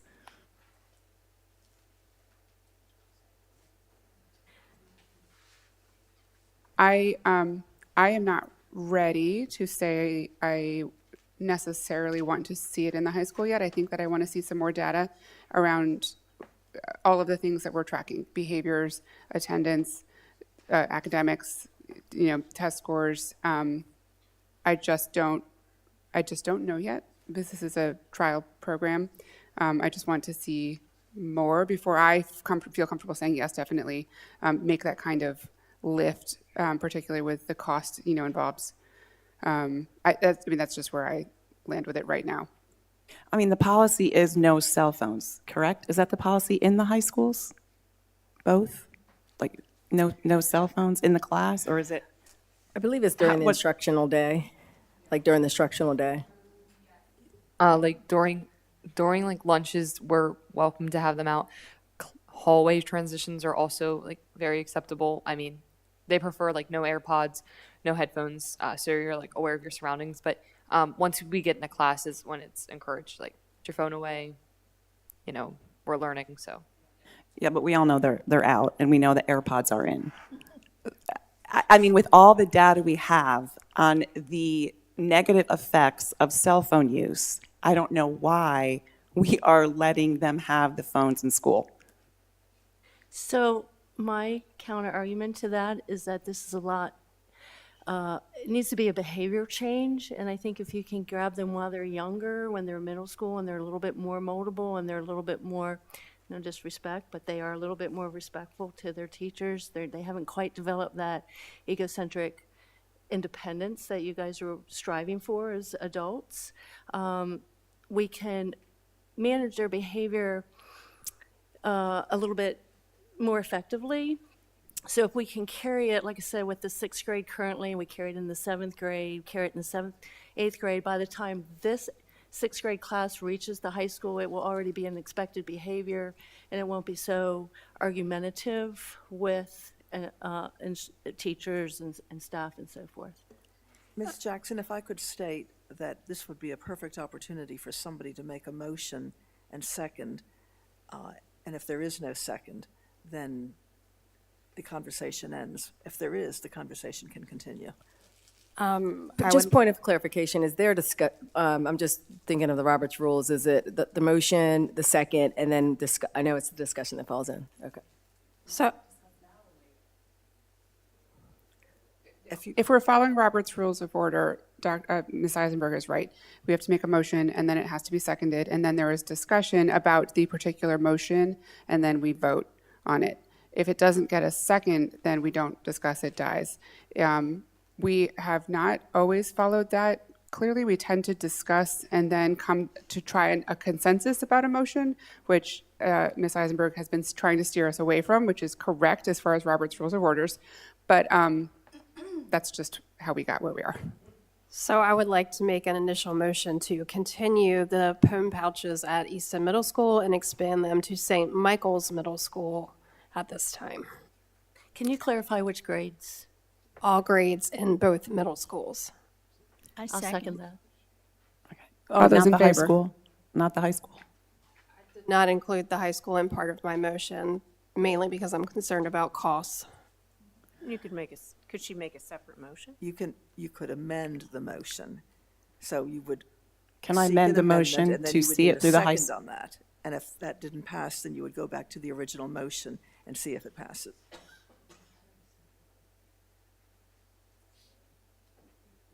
Are you making an amendment to the motion? I'd like to make an amendment to the motion And what is your amendment? to continue it through the high school, both high schools. Is there a second to that amendment? I'll second that for the purpose of discussion. Okay, discuss. Can I make a comment about payment or money? What if we had the parents pay for the cell phone pouch? You cannot require parents to pay for anything. Do we know what the cost would be for the high school? I'm guesstimating 1,300, I'm sorry, do you have cost? I'm guesstimating 1,300 students. I mean, it's a total guess, right? It's about a little under 1,100 at Easton High School, 2 something at St. Michael's. So 1,300 times 27, a little over $36,000 plus, I would guesstimate maybe $38,000, something like that. That's a big difference from the 9,000 that was on the table for the middle schools. Oh, a couple of things that go through my mind.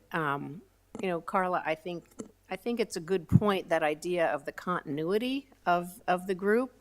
And I think about the current 8th graders, and they're going into 9th grade. And is that an opportunity to start it in the high school? So is that possibly a thought as to why it might be worthwhile to start it in the high school at this time? On the other hand, over the next 2 years, we have some of those opportunities as well. But we would lose those 8th graders. They would no longer be using the pouches into high school. So by the time we got the 6th graders, 7th graders, and 8th graders into high school, they would have had some experience with it. So those are just a few thoughts around it. So my thought to that is that we really want to win the war, and sometimes you have to pick and choose, and let's win the battle in order to win the war, but it's just going to take a little bit of time, and do that behavioral change that we need to instill in these middle schools as the trial students. I would love to hear from our student board members. It seemed like they were both interested in speaking. I'm curious your thoughts, ladies. I don't disagree nor agree with this topic of it bringing to the high school. I just wanted to provide an alternate point of view, just coming from being in the schools. I know Ms. Cherry discussed high schoolers, they're more grown up, so they can think that they have more authority, and so I just worry about a lot of backlash from high schoolers, and lack of cooperation, and I just, because there's been certain new things implemented in schools before, and I've there's been major backlash because it's not something that any of us high schoolers have experienced before, and some students don't deal with that as well. So I just worry that, especially, I've seen many students get very protective over their phones, speaking about how it's their property, and, and there's always the argument that it's, when you're in school, that it's of course they can take it away, and I don't disagree with that, but I just, from what I've seen, they're already super, super protective over their phones. I just worry about a little bit of the backlash of it coming into high school because it is such a new thing. This isn't something that is, at least in my period of high school, has been a thing. So feeling worried it might cause more conflict at the high school level. Yes. More distraction. Yes, because then kids could be getting in trouble, and then that's less class time because they're getting in trouble. So that was just my thought. Yeah, so I take a very in between stance. I see neurologically the benefits of it are of taking the cell phones away are, but I also know that said it's very, sorry, it's very touch and go with kids. So we have some kids like Bryn and I who we have our opinions, but we aren't gonna cause trouble if they say, put it in the pocket. But we have some students who maybe aren't able to express their feelings as well, and so that could cause backlash. Now, I don't think that we should just completely put it off the table, because I do think eventually the way we're going, I mean, we might need them, but I think it's going to take time to integrate. And so I kind of like the idea, I think the idea of starting in 6th grade, and then the 6th graders, they move right into it with high school. So it's not foreign to them, they're used to it. And so it's like a routine practice for them. Because I really see both sides, and I support both. And I think both, I don't know, I just am very in the middle with it. And I think no decision is wrong, but I also don't think either decision is fully right. I think I could go either way. So yeah.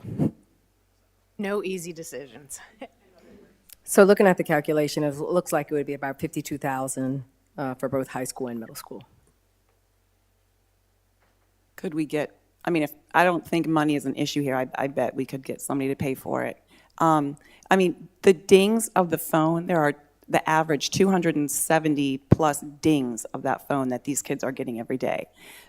And isn't our job to educate and take away all these distractions? It is a distraction. We know this. There are studies, there is data, there's the anxious generation. So I think we really need to look at this. And yeah, kids do get really upset when you take their phone away. It's a dopamine, it's an addiction. And it's we're saying, here, have it. I think it's our job as educators. But you have to remember, with someone who has an addiction, you can't cold turkey. They do need time to adjust. 3 weeks. I do just also want to comment something with the internet and our phones, there is somehow, I mean, this is good for TCPS. We can't connect our phones to the internet anymore. So like TikTok doesn't work, Snapchat doesn't really work. We can't send text messages. I'm very sure that was intentional, but I do just,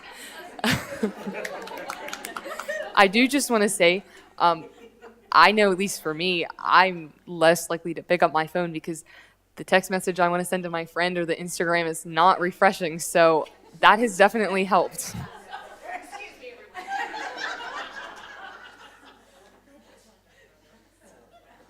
I actually kind of fall where you fall, Gabriella, on this at high school. I don't have a clear read as to which way I land on it with my overall thinking. I think the problem is that the maturity levels are so vastly different in high school than they are in middle school. I can look at middle school and say every single one of you needs to put your phone in a pouch and lock it up, and there's not one of you that can use it responsibly.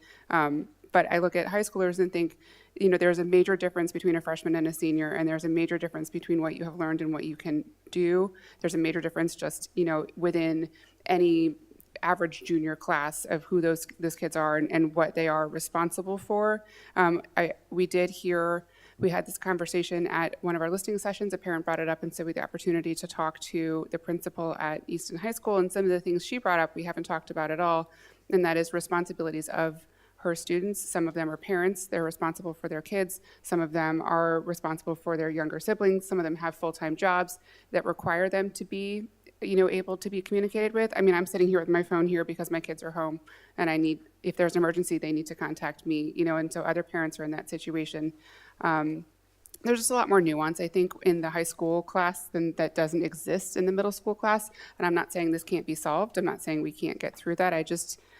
I personally need some more time before I am completely on board with moving this to high school. I'm not saying never, and I'm not saying no. I just would vote no on it now. So since you're talking about voting, the board now should vote on the amendment, which is to have the pouches not only for middle school, but for high school. So you need to vote on that now. Let's do a roll call vote on that so we get a clear response. When you're ready, Ms. Brundage. Okay, start with Ms. O'Connor. I vote yes to make it go through high school, middles and high school. I vote yes also. I vote no. I vote no. No. I'd vote no. I vote no. So your amendment fails, so go back to the original motion, which is to have pouches in the middle schools. Expanding to St. Michael's Middle School, continuing Easton Middle School for all middle school grades. Roll call vote again. Yes. Yes. Yes. Yes. Yes. Yes. Yes. Unanimous. Thank you very much, everybody. This is a topic we will discuss again and again and again and again. I did like the idea of coming back with specific data points that you would like. So if you come up with that, maybe email Dr. P about specifically what would it, inform your conversation better next time we talk about this. And that's it for cell phones, right? My computer.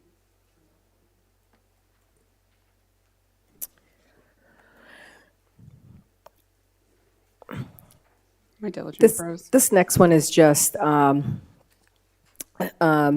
information, what you received. We had the MABE training from Molly with board goals, and just making sure that you want to track with evidence some of the things that you stated to work on. And so I gave you the handout in your folder. So really, that I was just speaking to that, not a major thing for that.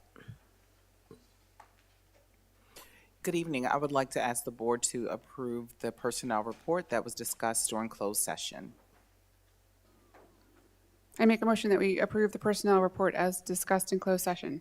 Second. All those in favor? Any opposed? Okay, next we have monthly budget report with Mrs. Jones.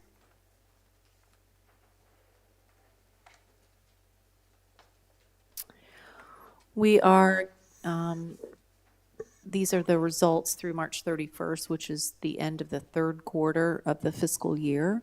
We are on track with our revenues for the year, and within each category, we are on track.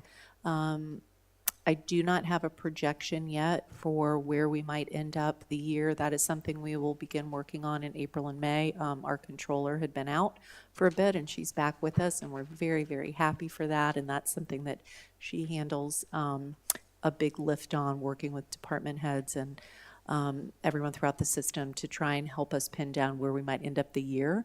And that will be important information when we go forward, as we are trying to think about ways we might affect some cost savings in our FY26 budget by looking ahead at the end of FY25 and using some savings this year to maybe make some early purchases for FY26. So that is my report for the month. I do anticipate we should have some savings this year, just don't have a dollar amount at this time. Any questions for Mrs. Jones? Okay. Next up, we have our superintendent's report, and it's a big one with Dr. Papakai. Okay, so the first thing is our summer career enrichment program, which will be held here in Talbot County at Easton High School.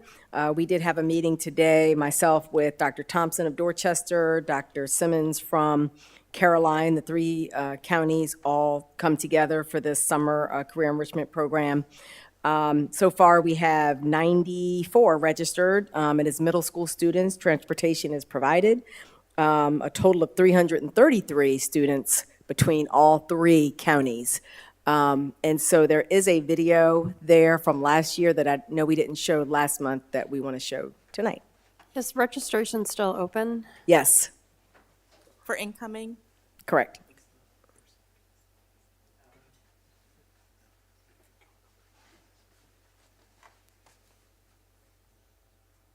Thank you.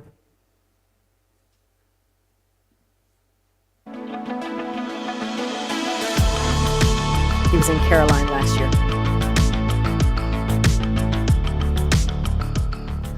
The Summer Career Enrichment Program is a 4-week program aimed at targeting middle schoolers and high school, rising 6th, 7th, 8th, and 9th graders, and hands-on activities that lead to careers in engineering, computer science, project management, graphic design, presentation design, and get the kids really thinking about careers that they can pursue later in life. Our instructors, a number of them are former entrepreneurs or former educators or working in the industry that they are teaching in. It's been fantastic to add, and one of the best pieces of it is the ability for People for Change and for Scott through Midshore Regional Council to bring in industry folks to share their talents with our kids, to see people in the fields doing those, and people who frankly look a lot like a lot of our students who are doing this work, which has been incredible for our kids. These kids in high school are starting too late. You don't start playing football at age 17. You have to start early. So we want to back up to middle school kids and say, do you know how many careers in healthcare you could have in 4 years without even going to college, and get started and have training through the hospital? It gives them access to knowledge that they necessarily wouldn't get during a summer program. I think it's invaluable for them to participate in this type of program because it lends itself to career paths and being prepared for college in the future, or giving them the foundation to be prepared for college in the future. Some of the businesses and the sponsors who visited said, hey, these are potential students that we can hire for our companies. So the program is definitely on track for what we wanted the kids to be able to do, and the community to experience this amazing program that exposes the kids to all of these different areas and topics as well.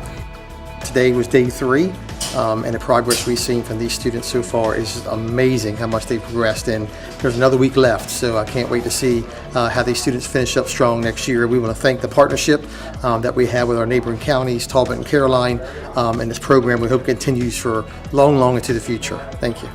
In all of these classes, we're seeing communication, we're seeing critical thinking skills, we're seeing creativity at its max. And so for me, the excitement is the younger age, middle school, and then even elementary. We can start these skills so that by the time the students are in high school, they can take on the world and do whatever they wish to. And what we learned with the drones is at 16, they can be licensed and earning $250 an hour. And so just the excitement, what students here are learning, new skills that can take them as far as they want to go. One of the things that we see that's increasing and expanding is the number of sponsors and supporters for the program. We've been having such great tours, nice sized tours where people come in, travel to all the classrooms and see the kids in real life, in motion. And we're seeing an increase in people who want to give and support the program. So if you have not seen the program, we schedule tours every summer and we invite you to come and see it.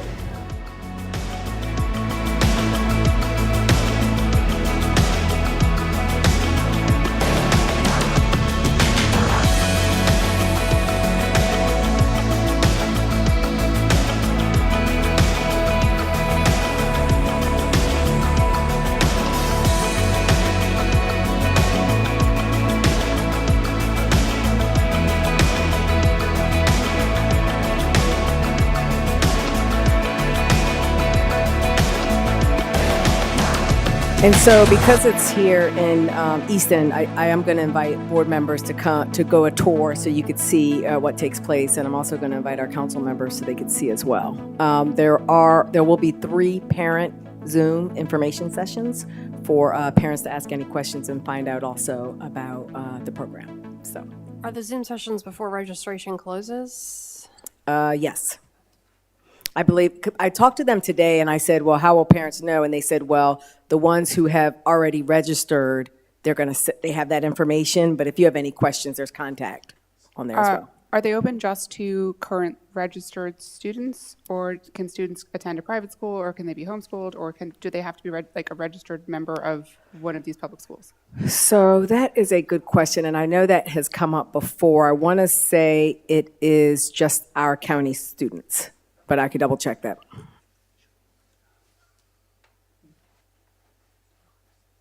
Any other questions for that? Okay. If not, I'll move on. So community listening sessions, we had one yesterday evening at Chapel District Elementary School. We are learning a lot, even though it may be a small number of parents that come out. The topics that we're hearing sometimes take up the entire time. So it's really good information that we're getting when we're traveling around. Our next one will be coming up, looks like we have one May 8th. We still have to go to Tillman as well. St. Michael's campus is May 8th, and then we also have Tillman. Sodexo, we had our Future Chef competition. The winner was a 4th grade student at White Marsh Elementary School, Miss Lydia Tyndall, placed first in that competition. So that's always a nice event to see our talented students and their culinary skills.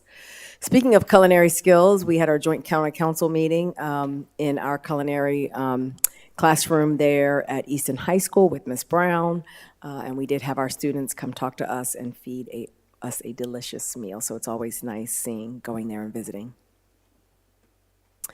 And then our 25-26 Teacher and Support Staff of the Year. You heard about Miss Rose already earlier, and then Miss Giovanni Wynn was our Support Staff Member of the Year, and she currently works at the Judy Center in St. Michael's.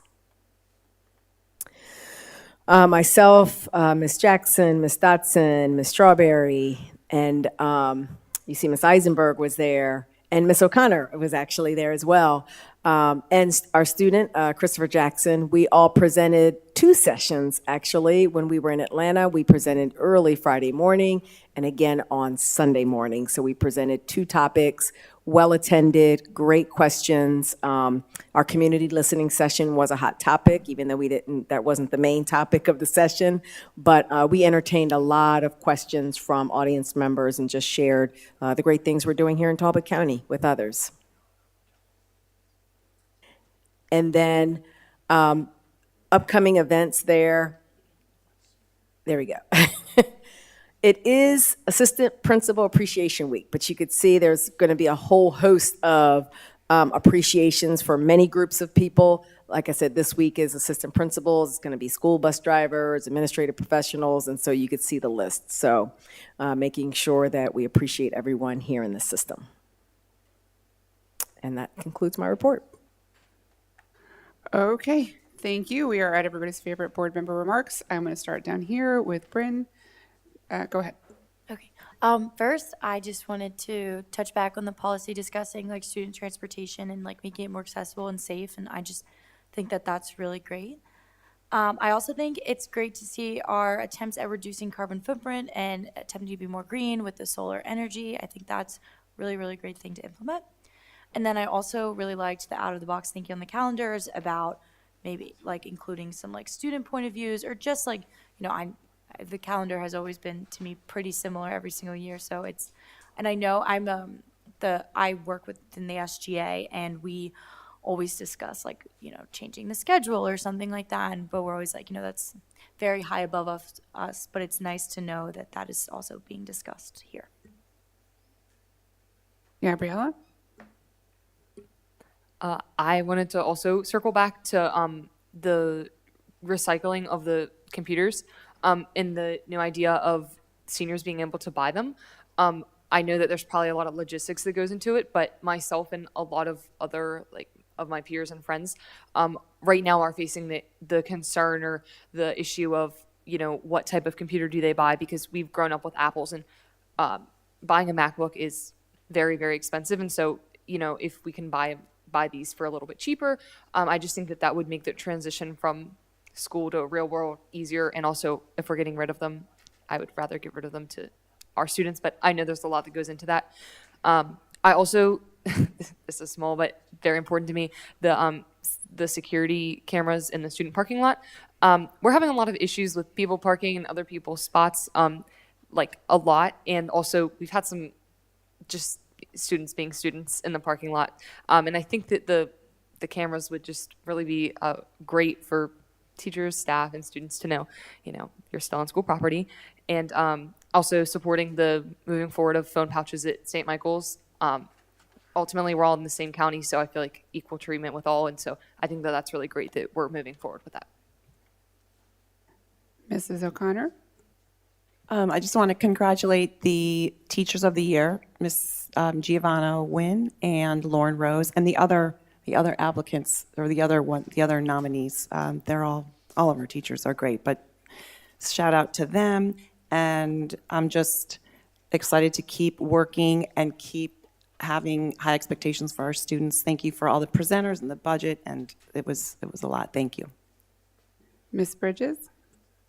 I just want to take this time to thank each one of you that worked so hard. There's so much involved. I had no idea all the things that went into making the budget and making the employees, the HR department. You all worked so hard, each and every one of you. And when it all culminated with the Teacher of the Year, that was like the highlight for our teachers. And I just think it's so wonderful. We have so many talented teachers here and students as well. I just want to say thank you to each and every one of you. Ms. Dodson? Thank you for everyone for providing the information tonight. I just want to remind the public that we are looking at having to cut $5.6 million from the next budget cycle. And it would be great for people to come out and speak at the next county public budget hearing in early May. You know, that's going to make us have to face some really tough decisions if we don't get additional funding. Ms. Whelan-Cherry? So, again, reiterating Amy, Ms. Dodson about coming to the public budget hearing, but I also am so excited with that summer enrichment program because my goal was the CTE programs to see an expansion of that. And maybe as a realtor, maybe they'll add real estate to that. And my son, who is a firefighter, they're very short of firefighters, would love to see firefighter program with that. So that's great. Ms. Jurius? Just wanted to say thank you to everyone, our student representatives, to our board for working together collaboratively through any issue that may arise, and particularly for the work that is being done on our budget. These are some challenging times, and I absolutely concur with hoping that the public will come out to the county council meeting. There's so many wonderful things going on here in the school system. I'd love to see us be able to continue that forward momentum. Ms. Strawberry? So I just want to echo the call to action for the community and to also make sure that I'm expressing my gratitude to everyone who comes out and give the presentation and the district as a whole for working so hard. And to also make sure that I express my gratitude to assistant principals. So thank you very much for all you do. You stole my thunder. I was going to call out the assistant principals. I think that they're a bit unsung heroes in our district, and they are all really, really fantastic at what they do. So huge thank you to them. I hope any of them are still watching, or if you're still watching, please tell them how much we love and appreciate them. I want to say thank you to my fellow board members who came to Atlanta. It was really a wonderful experience to present with all of you. I am so proud of the work that is being done here in Talbot County, and it really solidified that to stand up and talk to our peers. We are in really great shape, especially as compared to a lot of other people in this country. And I'm just really proud of us for standing strong as a team. I'm proud of the discussions that we can have here, and that we get to a better place for our students and our staff. Thank you to everybody who attends. It's always nice to see you here. Thank you for hanging out for the whole night. And just so everybody knows, we are going back into closed session after this. We are trying something new so that we don't make our public wait for us as we talk. We have a lot to talk about. It's that time of year. Also, I would just like to say, when I'm put on the spot, I forget everybody up here's last names. So if I stumble over them, it's not because I don't know these people. It's just because I'm staring at my actual friends that I like and I can't remember what their full name is. So if you hear that from me, my apologies. But I truly respect everybody sitting up here as a friend and a peer. So sometimes I forget to call them their formal official government name. Okay. That said, would anybody like to make a motion to adjourn? Second it. Make a motion that we adjourn the meeting for this evening. Second it. All those in favor? Aye. Any opposed? Thank you very much.